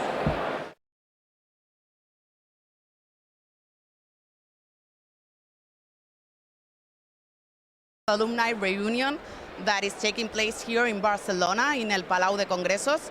Let's go and talk to some people to see what the experience is like here. Hello, Isaac. You've been talking to our interviewer, Onia, and we know that you're going to run tomorrow at the Solidarity and the charity run. What would be the objective, no? Or and the objective and the leitmotiv of this charity run? Is there any extra motivation? Well, of course, charity is always a motivation, whatever you do. But if it goes together with the sport, it makes an added value. Charity takes out the more human side of the sport. Estamos aquí en la Global Alumni Reunion con el señor Pociña, es presidente de Steelcase. Señor Pociña, ¿cómo está viviendo esta reunión de antiguos alumnos aquí en el Palacio de Congresos en Barcelona? Bueno, la reunión global del IESE es siempre una oportunidad para reciclarte, para contactar con tus antiguos colegas, amigos, y como siempre el IESE liderando su sector, pues nos ha traído hoy un tema que es fundamental, y es cómo los ejecutivos tenemos que ser el cambio, parte del cambio, ser la solución para el cambio. Por lo cual estoy encantado de estar participando en esta reunión. Hola Tatiana, ¿cómo estáis viviendo desde prensa este día tan especial, ¿no? Para nuestros antiguos alumnos? Estamos en la Global Alumni Reunion, más de 2.000 antiguos alumnos aquí reunidos, muchos más que nos siguen por las redes sociales. ¿Cómo lo vivís vosotras?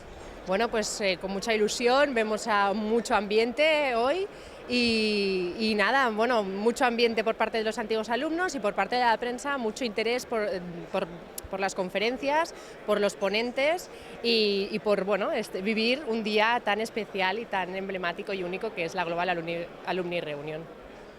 Estamos aquí con Jos en el stand de la nueva app de la Global Alumni Reunion. Jos, explícanos rápidamente qué éxito está teniendo esta aplicación hoy. Hoy aquí os podéis descargar todos una aplicación específica para los eventos durante el día de hoy, específica del evento de la GAR.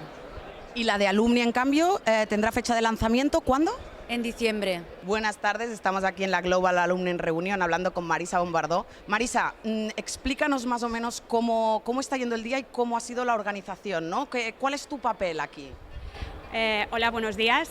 La verdad es que estamos muy contentos y muy satisfechos con el resultado que estamos teniendo durante el día de hoy. Yo soy Marisa Bombardó, la directora de Alumni del Campus Barcelona y por ello la responsable de la organización de este evento. Nuestro principal objetivo era conseguir atraer a todos los antiguos alumnos de todo el mundo, básicamente, porque aunque nosotros, pues la ciudad de Barcelona, evidentemente, es una de las que tiene campus en el IESE, también nos gustaba pues atraer a los antiguos alumnos aunque hubieran estado en otros campus.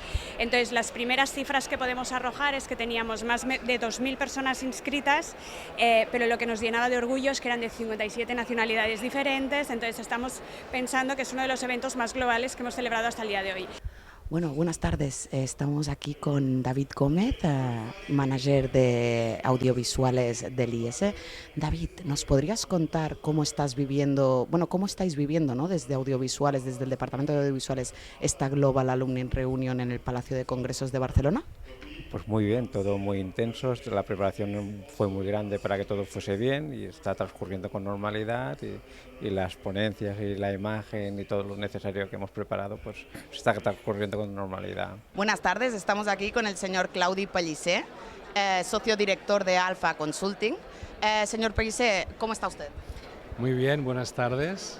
Buenas tardes, estamos aquí en la Global Alumni Reunion en el Palacio de Congresos en Barcelona.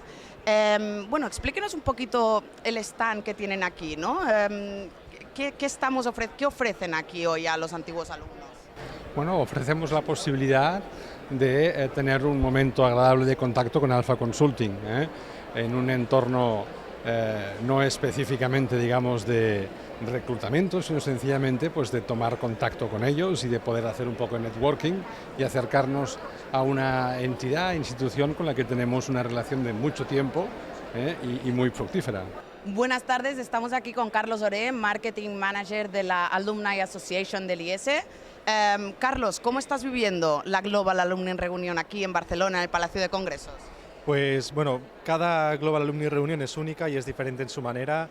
Es un evento que no puedes esquematizar, por mucho que lo tengas todo escrito en un papel, siempre hay cosas, es una cosa que está viva, cada año cambia y es una experiencia que es que hay que vivirla y no por nada vienen alumni de todo el mundo a compartirlo con nosotros. Entonces, ¿recomendarías que no se saltaran ni una? ¿Tenemos algún alumni, por ejemplo, Carlos, que venga año tras año recurrentemente? Mira, seguro que hay muchos, pero tengo un alumni que trajo a su niña de 3 meses para que ya la conocieran sus profesores y fue la participante más joven que hemos tenido en la GAR en la historia. Genial, muchas gracias, Carlos. A vosotros. So there you have it. It's been a fantastic day. We've been here with you live throughout the course of the day, broadcasting from Barcelona. We've spoken to alumni from all over the world. We've spoken to panelists. We've had the inside story from many of our VIP speakers who've been here with us for this, the 2016 Global Alumni Reunion. It's been a huge pleasure taking this opportunity to broadcast live to you, to keep you close to us, to bring you backstage. We'll see you again this time next year in Madrid. You heard it here first. Now we're going to take you to the final session of the day, which is the session on digital transformation. We're going to take you live backstage, back now to the main event, and see you next year in Madrid. Take care.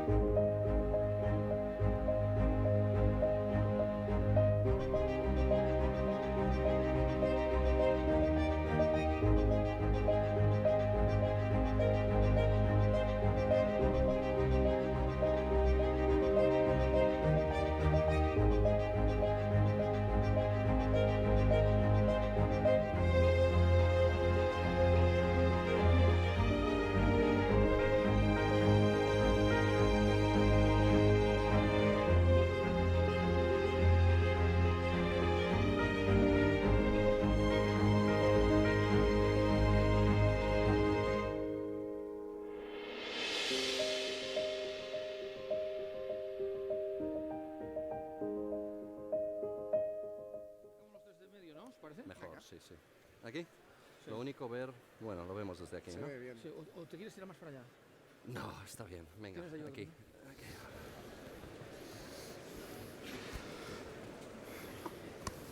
Buenas tardes. Bienvenidos a la sesión, espero que no de la hora de la siesta, sobre transformación digital.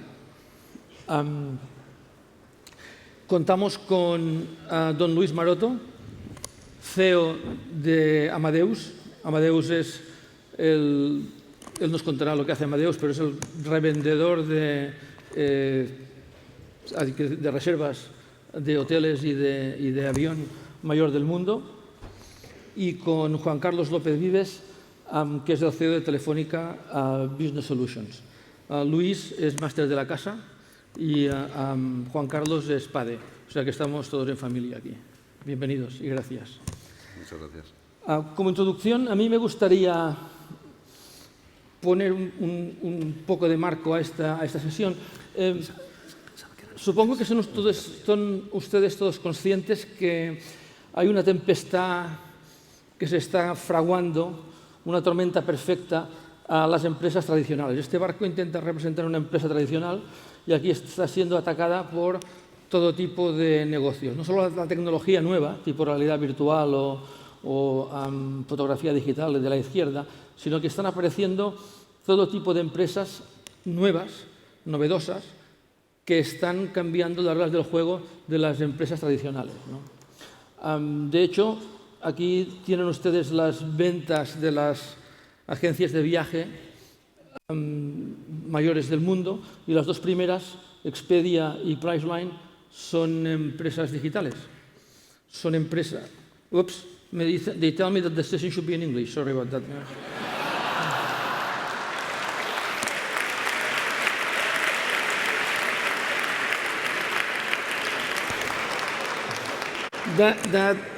That happens when you talk to your friends here in Spanish. I'm sorry about that. I apologize completely for the English speaking. But I'm not going to restart, okay? So it's enough. Take a look at this graph and look at the leading travel agencies, Expedia and Priceline. Those companies are all online travel agencies. They are twice as large as American Express and Carlston Wagonlit, and all the others are just minute companies compared with these new entrants of the organization. Amadeus, this is the Global Distribution Systems, is a $4 billion company, and look at the numbers of these companies. Expedia is 20-something or whatever. So we are talking orders of magnitude here, orders of magnitude. Companies like TripAdvisor, who doesn't have any assets. It's a company that tells you where you could go on vacation, which hotel you could go, which tour could you buy. This is a company that is growing tremendously. Doesn't have any assets beyond technology. It's just a new intermediary. It's a new company that is entering this landscape. Companies like Airbnb, talking about travel. I don't know if you have ever used Airbnb. Airbnb, you go to someone's house and they play host to you. They have no assets except computers. Airbnb just had a round of private equity and is worth more than Marriott or Starwood or anyone else with no assets. These companies are really changing the way incumbents compete.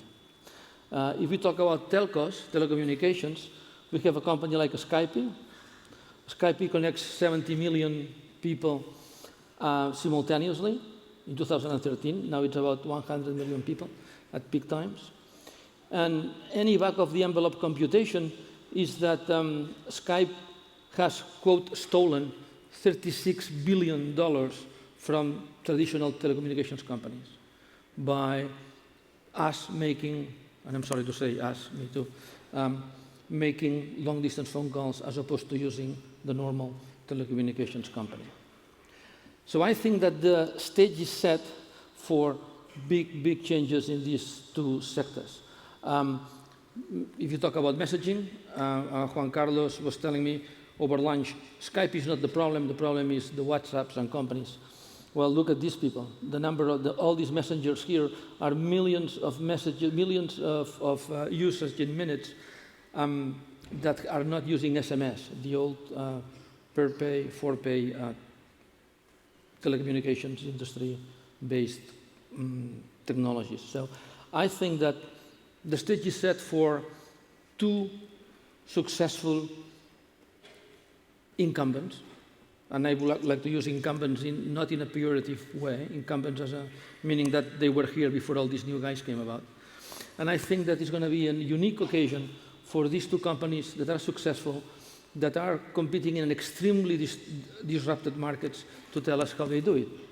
And in order, the first one will be Don Luis Maroto, and then Don Juan Carlos López Vives. So, Luis, thank you for being here, and this is the gun, and you can shoot. English. Well, if you start in Spanish, I'll pass you this note, and then we'll say you.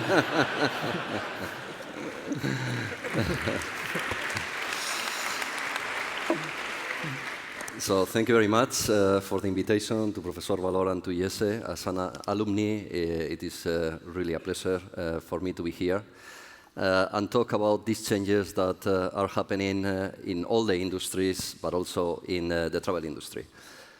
You have seen this morning startups. I mean, it's true there are a lot of companies around the world trying to somehow disrupt or attack more established players, bigger companies like us. But I believe there is enough space for everybody, and collaboration should be needed. I see that as two animals, let me put it here, that are complementary. They are working together. The small companies are more flexible. Of course, they have the capability to innovate. And the big players have many assets. So that means that the startups, of course, have more flexibility to try to really develop innovation in the market, but the big organizations know very well the industry, they have customers, they have the cash and the capabilities to invest. So for Telefónica and for Amadeus, the relationship with the startups and with new companies is not to isolate them, but to work with them. We have created ourselves a venture fund where we invest in companies, and we believe this will accelerate our innovation. I strongly believe that innovation cannot happen in one single company, but needs to be in different places of the world and in different places of the industry where we can find these opportunities and work together. The big challenge that we all face is related to the technology, and in our case, as a technology company that is providing services to the travel industry, of course, we need to be very attentive to the evolution. This is a big challenge because this is forcing us an evolution. We're talking about internet, the mobile, the cloud. Now there are things like big data. I'm sure Juan Carlos will talk a bit more about all this. And at the end, the speed of change, as we know, is accelerating, and that forces all the companies to adapt. In our case, we have become much more technology than we were before. Amadeus was founded as a cloud provider already to provide availability of flights as the classical reservation system. Today, almost 50% of our results is coming from technology services, and when we talk about the classical GDS even had changed a lot. We have seen some names, Expedia, Bookings, the MetaSearch, Google Travel. So the industry of distribution of tickets has evolved very much during the last years. When we talk about our evolution, as I said, we need to talk about the evolution of the industry before we talk about Amadeus. And apart from the fact of the online impact, I would say there are a couple of comments to be made about the low-cost carriers, the models that today are happening in our industry that could be an example of disruption and innovation, and how we as Amadeus are reacting to that. The low-cost carriers have represented a new way of dealing with the previous offer. It is true that was before internet, but internet represented the boom of the offer that these companies were really starting to grow all around the world. This has disrupted our traditional customers, mainly the full-service carriers that reacted in two different ways. First, all of them have created subsidiaries to be able to compete with these new entrants. And secondly, which in my view is a reference of how things are evolving, reducing the base fare unbundling, copying somehow the model of the low-cost carriers, and giving much more importance to the merchandising capabilities and the digital space, where you can continuously use the mobile and the digital space to upsell and to have a dialogue with the customers. Another innovation is related to the collaborative economy, like Airbnb. But again, in that case, despite the graph that is true about the size of this company and the fact that they don't have assets, the hoteliers also are competing strongly. They are focusing much more. They are also disposing assets. They are not any longer having the big amount of assets they used to have. And they are also entering into giving a much better service to the customer and trying to have a service that differentiates them from these new models that, of course, is disrupting the classical way of offering the service to that. And, of course, the big online players, such as Expedia or Bookings, are having a big impact, but also there are very successful local, more traditional players that have specialized, have changed their business model, and today are able to survive. Of course, we are part of this change. As a technology company, we need to work with all this innovation and evolution. Our challenge is to see the evolution that is happening in the consumer market on the technology front and adapt that to the customer's needs. And for me, this is important. We know things will evolve and will change. There will be new models. At the end, the only way to work for Amadeus and what we are seeing with our customers is the fact that when they move to the digital space, it's not really about technology. It's not the objective to transform digitally. I mean, of course, we talk about transformation when we talk about established players. The new companies are created with that in mind. But the most important piece is to have clarity about the value chain, to really know what they want to achieve with the customers, and, of course, work with companies like us that need to provide them with the technology to succeed. We have also found that technology is becoming in the mindset of most of the companies. Before, when we were providing a service, the relationship was much more related to the CIOs, so the process was a bit different. Today, the CEOs of the majority of the travel players have in mind how technology could help them to differentiate and how we can advise them and somehow work together to really evolve into that game and compete with new players and adapt their offer to really be able to stay in the future. So for me, the work with the customers is fundamental. We as a company, when we develop our technology, we work always with launch partners. Not the same as we used to work. In the past, the process were very long, so the customers could wait a couple of years from the requirement to the delivery. Today, we work with different methodologies, much more agile, where you do continuous releases and much more test and error. But to work close to the customers and at the same time understand, in our case, because we are a B2B company, the customers of our customers is fundamental for our future. So the way we have reacted mainly internally in the company has been first extend our offer. So at the beginning, we were talking about reservation. Today, our offer includes from inspiration and search to the post-trip, when people need to do their comments, social media, and when we work with corporations with expense management tools. So our offer, our priorities are very much on the digital front, which is where all the travel players are moving today. We have also extended our scope of customers. We have realized that the synergies that we have at the beginning, Amadeus was mainly working with full-service carriers and airlines. Today, we are working with hundreds of thousands of hotels. We are working with airports, with railways, with low-cost carriers. So we believe at the end that the opportunities of integrating the technologies of the different travel providers is fundamental. We have also expanded internationally today. Again, in our view, very important, because innovation is not just happening in one part of the world, and for us it's important to know what is happening today in China, in Israel, or in other parts of the world, and also due to the fact that the economy is growing differently, and it gives us a good leverage. And in terms of technology, we have evolved quite a lot. Our technology is much more modular, more open. We have an open API program for the new companies to be able to really work with us and try to really bring innovation to the industry. Of course, the use of cloud, I will mention, because this is also giving us the opportunity of being more reliable in the service that we provide and having more security about the information, despite the fact that in our data center, of course, we are acting as a cloud. And as I mentioned, a continuous relationship with the customer in the way we are interacting and we are delivering our solution. One challenge that we have is talent, finding the right people. This is a real challenge for us as a company and also for our customers.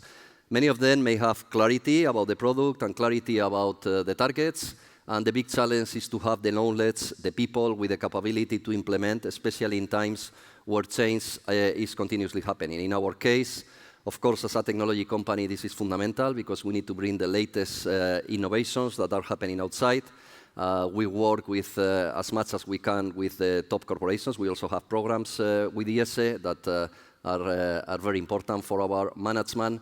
And in my view, this will increase the fight for talent and for the right people that has the knowledge and the capabilities to evolve the organizations are extremely important. So for our evolution, and in my view, for the evolution of our customers, technology will not be enough. And of course, like in any business, we have to have the right people. So with that, I will pass to you, Juan Carlos. Thank you.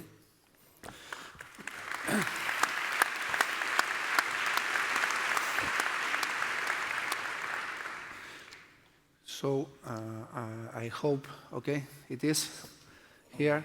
So let's talk about that transformation. It's not the startups, it's the incumbents and what's happening with the digital revolution. Because believe me, the digital revolution is happening. So first thing is, almost any industry is facing disruption. Maybe you don't know, but maybe there is a guy in a small town, whenever, in Idaho or in Cuenca, that is building a new platform, a new service that may impact what you are doing in your business. That's happening in banking, and all people in banking is talking about the fintech and all the transformation. And if you have regular conversations, I have, fortunately, with some of our big bank customers, is what they are planning to do in the future is completely different because their customers are not anymore going to the branch office. They are contacting them through the mobile. So it's a completely different experience, and you have to do things in a completely different way. Or think on the automotive. It's self-driving cars are coming, and how that's going to impact the whole industry. Or you look cars like Tesla, most of you should know Tesla. It's a software-designed car, not a hardware-designed car. It has been designed thinking on software and not on hardware. That is one of the characteristics that technology is bringing. Is not anymore the relevance of the physical assets. It's more and more the software you have, the intelligence you have in the software, and how you change your processes is the key thing that is happening. Same with retail, where there is not anymore a difference, or you should have the same experience online, in the shop. The shop is an experience, it's not just going to buy. So it's a transformation in almost any industry. So what are the characteristics of the companies that are incumbents, that are coming from being in the business long time, but are reacting? How are they evolving? What are the key things that you should have in mind? And we name that intelligent enterprise, because at the end what is happening is data is at the core, is the value now. All the information you have, how do you use that information is the real value in the business. Is that at the core. And the companies that are evolving in the sense of using that information to have a completely different relationship with the customer. Customer is digital, and they are used to have things happening with one click, not 2 clicks, 3 clicks. So you need to interact with them in a completely different way. But at the same time, there is a value. Every time you are getting that interaction with the customer, you are getting information. You are enriching your data, and if you are clever enough to manage that information together with other information that you can find in the internet, in the market, you are able to transform the relationship with the customer. But for me, that is not the most relevant thing. The most relevant thing is the process. I still remember, and sorry, I'm beginning to be old, first time in a company, and I got a book that said, those are our processes or procedures. That's the way we do the things. And we do that, and we have been doing that in the last 5 years, and we will do the same way in the coming 5 years. Not anymore. The digital revolution, most relevant thing, is about the processes. Processes are becoming agile. Processes are becoming intelligent. Processes change because the information you have, so you take decisions, and most of those decisions are software-driven, are artificial intelligence, machine learning, all those new worlds that we have, because the processes will adapt to the customer based on the information you have. And that's the most critical part, the most difficult part, because we are used to silo processes and not to end-to-end processes, and all the things we have inside are not ready for adaptive processes. The third thing, and Luis mentioned, is very, very relevant, is the talent. We need people that is able to crunch information and take decisions on information, not to follow a procedure during the stamp. And so the traditional thing is people that think, act, and manage information in a completely different way, and they like to work in a completely different way. And internally, we have a joke internally we have, that is we have some pentaconta mindset, but for those of you that are not engineers, it's an old technology switching officer. Then we have IP people, but what we need now is software people. People that just by coding is able to change a process and change the way you relate with your customers. And the fourth thing that is critical in these new companies are the ecosystems. Ecosystems are here and will not vanish. And we have seen a lot of companies that by creating an ecosystem, joining an ecosystem, have captured 10 times, 100 times the value that they will capture just by doing everything alone.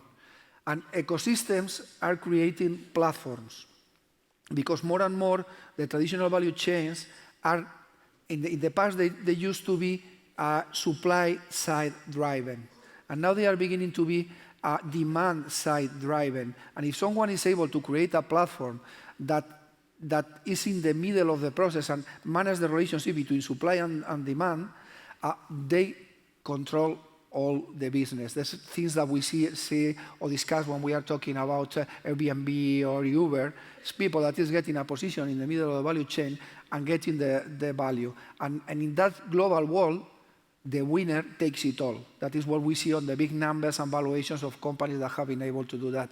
So sorry, but those are the four characteristics. There's an additional one that is more for engineers, but is critical too. That is, don't forget that the world is hyper-connected. That if someone is waiting to get your app working because the way you interact with the customer and it's taking 3 seconds, you are dead. So it should happen at a click in milliseconds. And the second thing that is relevant is security. And we have seen a lot of companies losing their data, losing their position in the market because they were not taking care of security and the information. You are not anymore a company with the security guards in the door and you have the information inside. You are connected.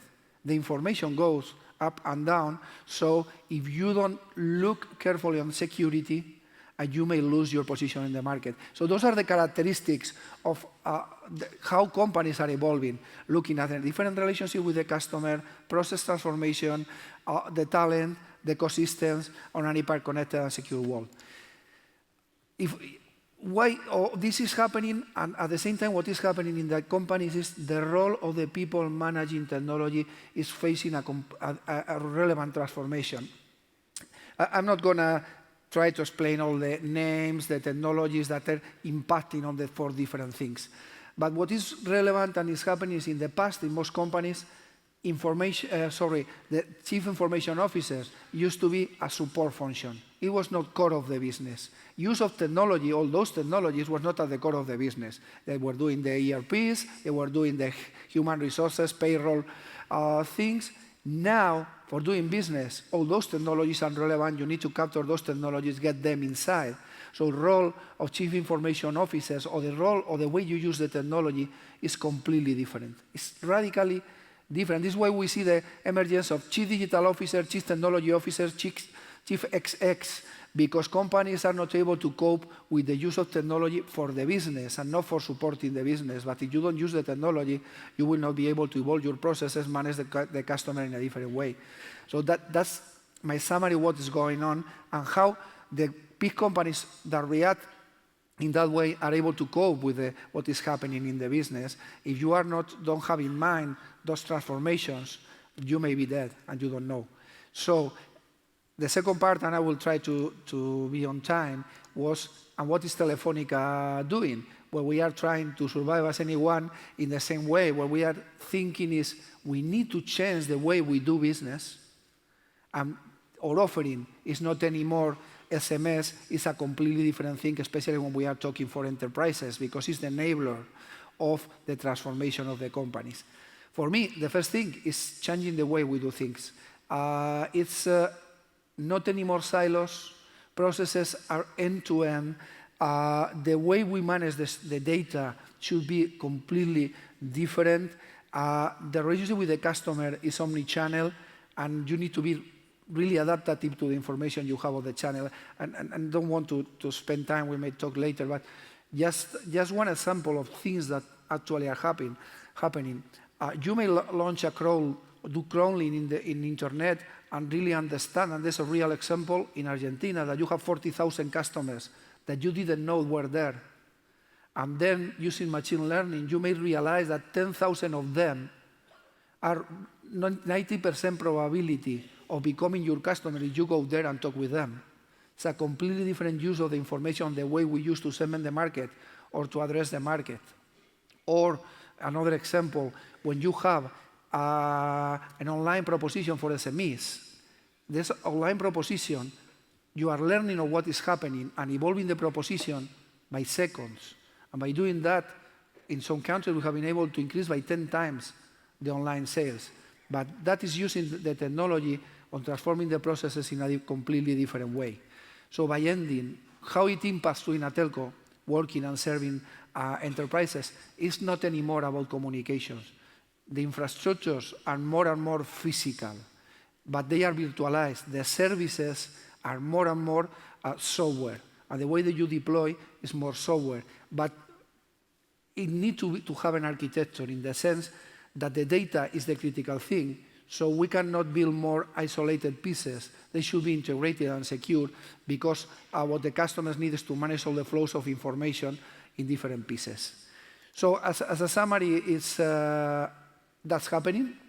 Strongly believe that most of the legacy companies, as the professor said, will survive, but what strongly believe they need is clarity on what is relevant in terms of customer processes, the talent and the ecosystem. And if things are addressed and managing the technology, it's a huge plenty of opportunities for the traditional companies. So thank you very much.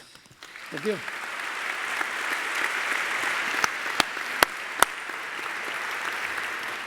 Okay, I already have a few questions here. Actually, she had more than a few, and I hope more will come. There are four of those papers talk about talent in two ways. How do you capture, actually define what you need, capture and retain, and what do you do with the talent that has become, let's call, obsolete? I don't know, to put it mildly, I guess. The question here was harsher than that, but let's put it in, leave it in. So how do you deal with it? I guess 1 minute each, like in the presidential debates. And you cannot say false. That you cannot say that.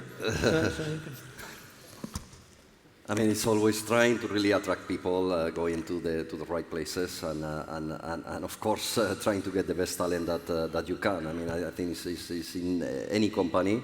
So going to universities, would you feel you have the right students, trying to attract them to a project in the company, and of course, once you are able to attract them, the biggest challenge is not to lose the talent that you have been able to attract, because you have.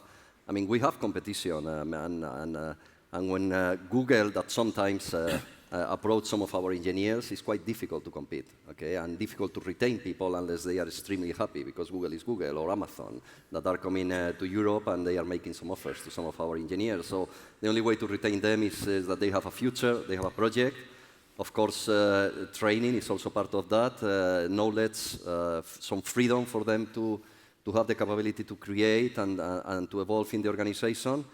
And then for some people that could be, at one point we had a case, I mean, of engineers that were working with what we call TPF, that is the old IBM system proprietary that, okay, we have moved to open systems, and some of them can be retrained into the new development environment. Some of them, we try to find a retirement in that case, because usually they are people that have a long tenure in the company. So, I mean, there is no miracle. It's just trying to really offer the conditions and the opportunities for them to really be in the company and then stay and develop. I fully agree with Luis said. I was going to say the same. I mean, it's once you hire the talent, having the right space for them growing. So it means a different path of personal careers, personal contribution careers, that is not as traditional in the kind of companies that like us. It's having more training, different working spaces, because they work more collaborative than we used to work in the past. And in the second part of the question is completely the same. A lot of training, retraining, and trying to move the people, and in some cases it's finding the best solution. Okay, thank you. Another batch of questions here have to do, well, let's start with, I guess that's for you. How are you going to deal with the loss of revenue due to digital transformation? And another one says, do you know you're becoming just a pipe? Well, I will try to answer the two. They're different. I mean, we are trying not to become a pipe. It's not anything bad in being a pipe, but we are trying not to be a pipe. In the enterprise business, that is what we are doing, our traditional revenue sources today is less than 40%. The core of our business is data, nothing to do with voice, with SMS, with all business, and close to 20% of our revenue is coming from digital services, from cloud services, IoT services, security services, that are business that are growing at 30%. That's a transformation, because the profiles, the process, the things that you need are completely different. So we are trying to reinvent ourselves. For some of you still will think about us as a traditional pipe. For other customers, we are doing different things when they are thinking on security, when they are thinking on IoT. And those are really fast-growing business. So, of course, if you stay trying to defend the whole business, the voice business, and other parts of the business, I mean, no way. You have to evolve the conversation with the customer, you have to evolve the offering, and to make that competitive, because it brings value to the customer, so it's listening to the customer. We will succeed, I'm sure, yes, but I mean, of course, there are coming interesting times. Okay, thank you. Now for Luis, about the sharing economy. Is the sharing economy really a problem, or can you leverage it, turn it into an advantage for you? I guess let's leave it right here. I mean, the sharing economy first is a reality, so we need to work with that in mind. And therefore, in our case, I mean, we have even, as I mentioned before, one of our investments in the venture fund is one company in the US doing sharing economy. Therefore, for us, it's fundamental to be part of all these innovations and understand somehow what is happening. So could be an opportunity, of course, how this work, if we work with them and with this kind of models, and also how our current customers, ISG and the rest of the hotel chains are going to react into that, but I feel they will also react to that and they will have their own future. So I would say the sharing economy is a reality that will be here, still with a lot of legal matters to be sorted out and to be fixed, but it's a reality and we need to work with that. So it could be an opportunity, definitely. Okay, thank you very much. Juan Carlos, I don't know really how to read that without saying exactly what it says, but I'll put it in my own words to make it a little bit palatable. What can you do to make me love your company? I'm not saying why he doesn't love you. No, but you are right. I mean, we need our customers loving us. So it means a lot of things, and it depends on the customer and in the country. What are we talking about? It depends if you are SME. It depends if you are a large enterprise or a multinational. Needs are completely different. So first thing is understanding really what you need and how we can help on that transformation that you are facing.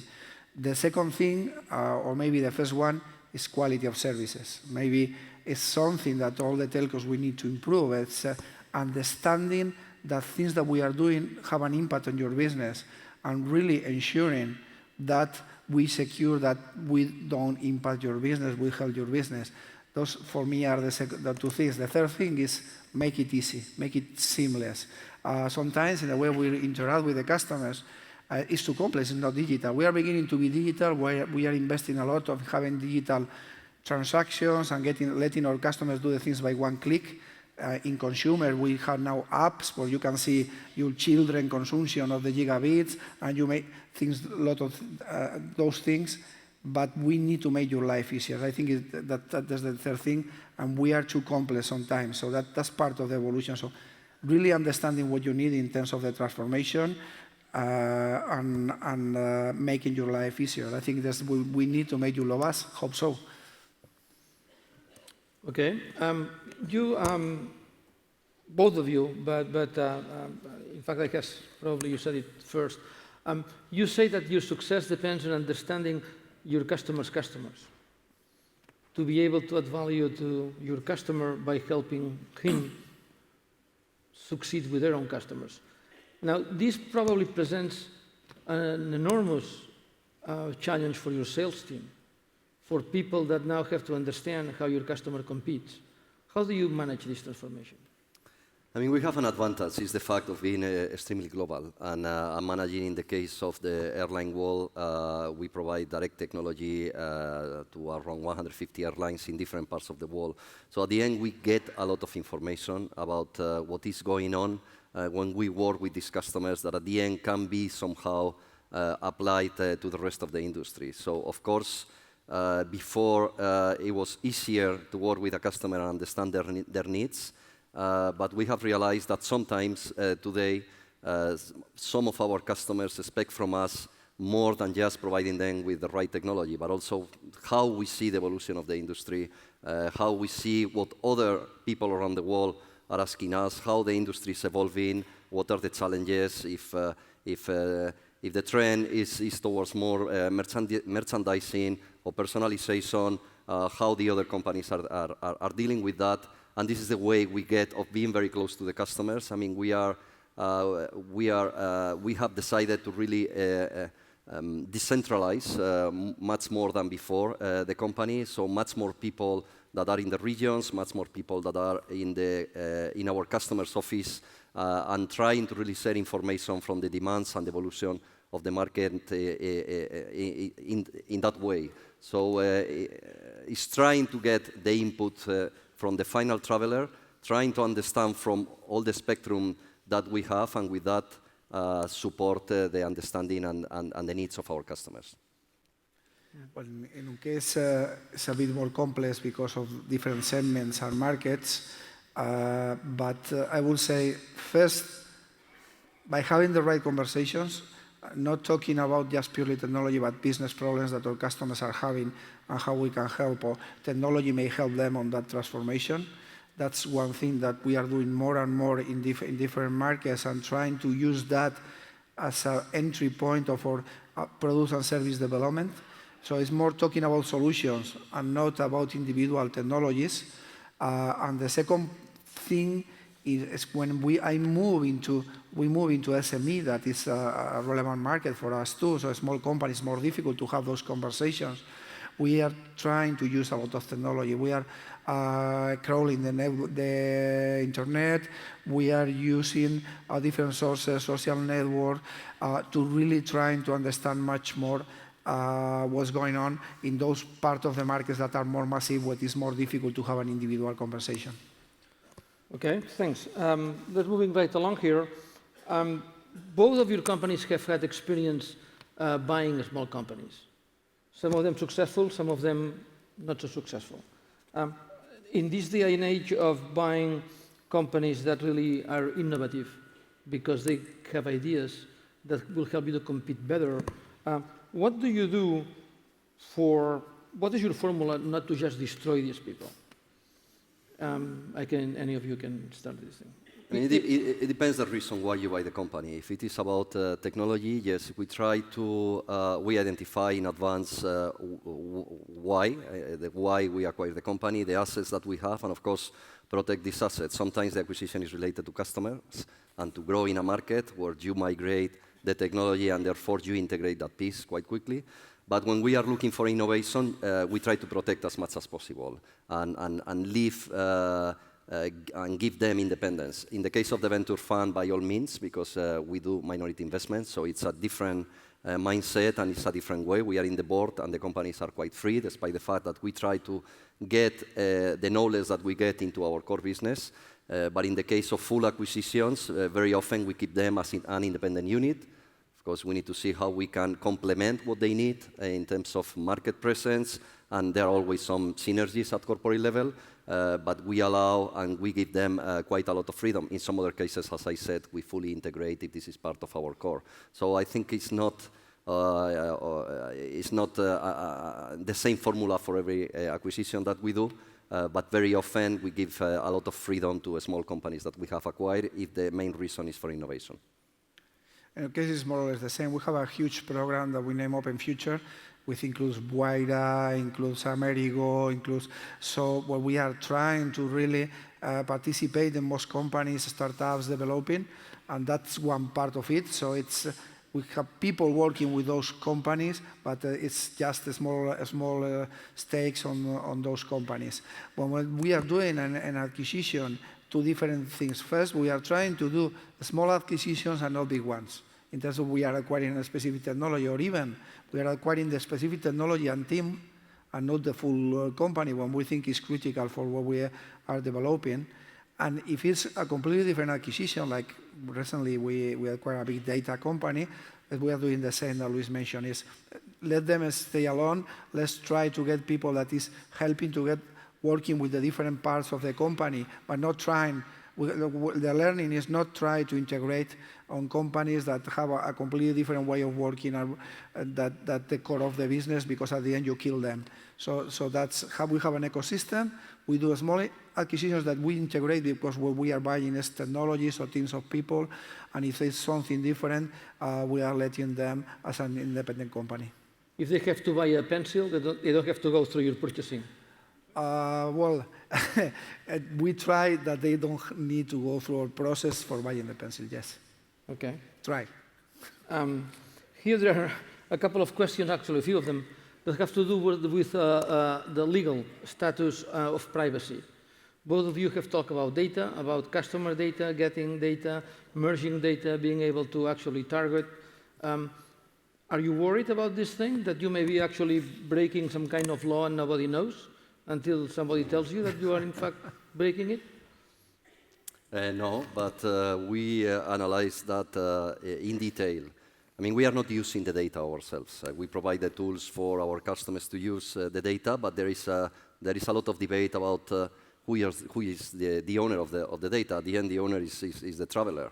But of course, there is a debate between the different players in the value chain about that sometimes is not clear. But this will be extremely important, because at the end, the customer information, the personalization, in the whole travel industry is moving into that direction, and therefore the use and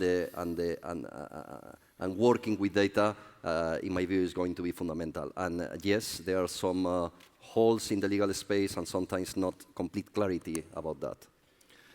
Same. I mean, we have two things. When we are using information, like for deploying better networks, or for we try to follow all the laws, and it's not individual information, it's global information, and we are taking a lot of care, and a lot of people taking care that we are not doing anything with individual information, and that a lot is global information.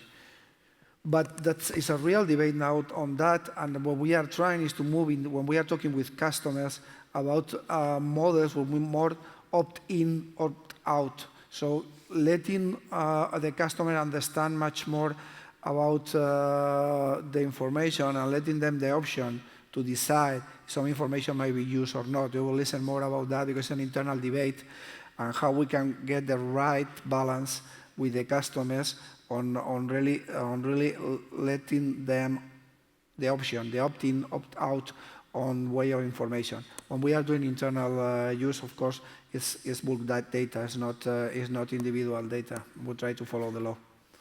Okay, let me turn a little bit more personal here for both of you. It's not a secret that you are not digital natives. Neither am I must say. Although I'm still hairless like a baby, it's not because I'm a baby. The question here is, how do you survive in a digital company, because both of your companies are digital, being non-digital natives? How do you evolve personally? Well, having digital natives in the company.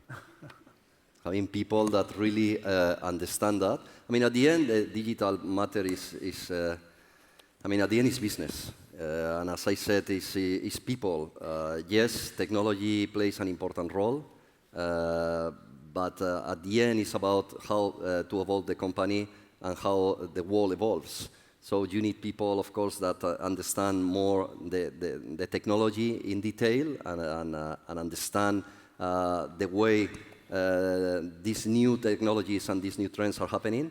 But at the end, everything needs to be translated into business. And in my view, this is the same 50 years ago than today. It's about the value chain, the customer service, and the right investments.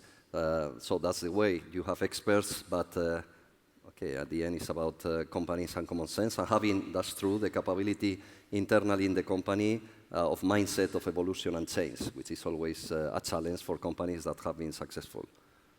Well, I was going to say, we are more digital than you do, some people believe, but not us. I mean, if you think how you were using the digital part and the information, all the people sitting here that are not digital natives, but they were using information 20 years ago, almost no one, the first mobiles in Spain, the computers were that size. So you have evolved and you are much more digital. You are not digital native, but you are much more digital. So we have more and more people that really is beginning to understand the things.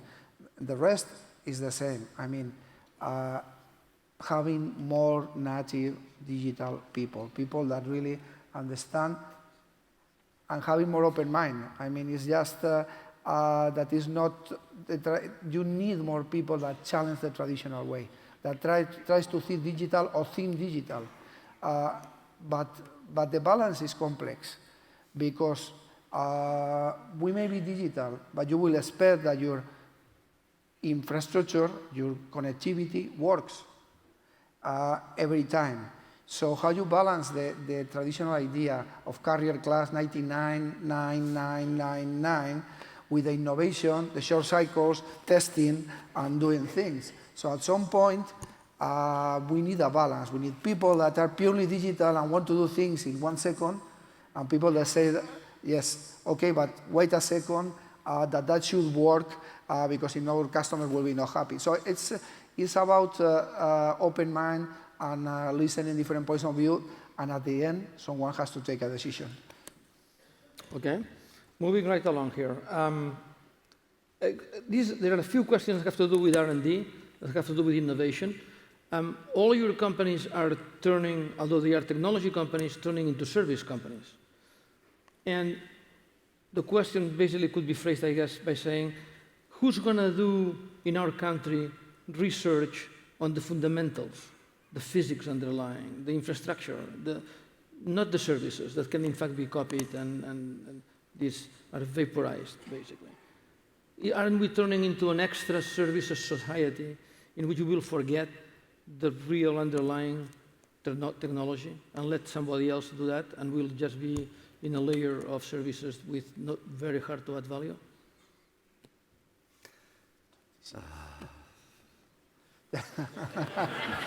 No, it's not an easy. I mean, you are more in the infrastructure. No. I mean, it's not an easy question. At the end, is we still have our R&D teams, and we still have teams working on more core things like the ones that were mentioned in the question.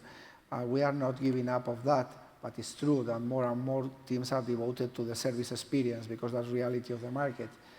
At the end, it's more because that core research is more global too. So it's not having all the resources here, but you are talking with China, you are talking with the US, you are going to Silicon Valley, you are talking with other companies where some things are happening. But we have not given up of having a core of teams working on the core of infrastructure. And let me use an example that we are beginning to deploy a new router for consumer services for fiber in Spain that is 300 megs. That's a completely different customer experience. And that was designed by our teams of engineers in Spain,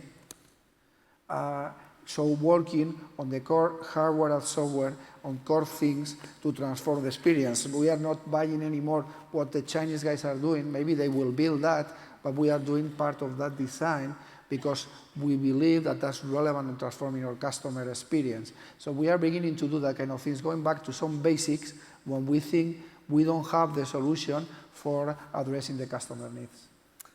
I mean, in our case, we develop software, and we work with companies, it's true, for the infrastructure such as Telefónica, so hopefully they will continue investing, because it's true, in order to deliver our solutions, it is required to use this infrastructure and these improvements in the connectivities and in the way we deal with the customers, definitely, yes. We have never had investments related to that.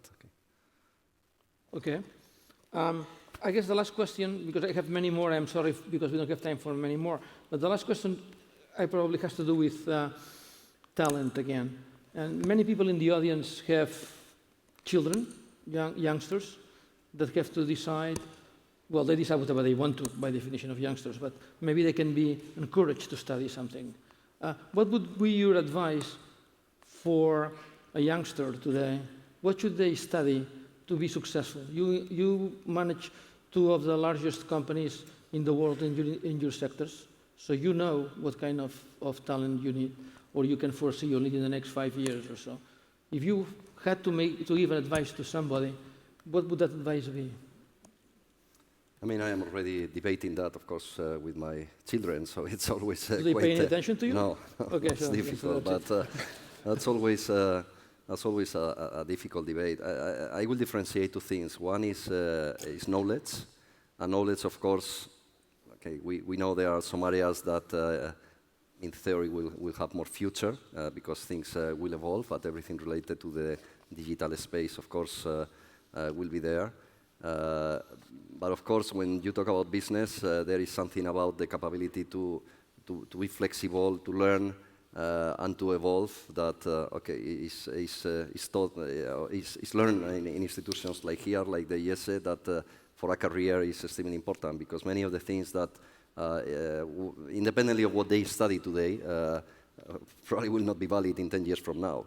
So the capability to relearn and to have a basic understanding and knowledge and training that allows you to really continuously learning in the future will be probably more important than the specific studies. Of course, there are some things that we know will be replaced in the future by automation and evolution of technology.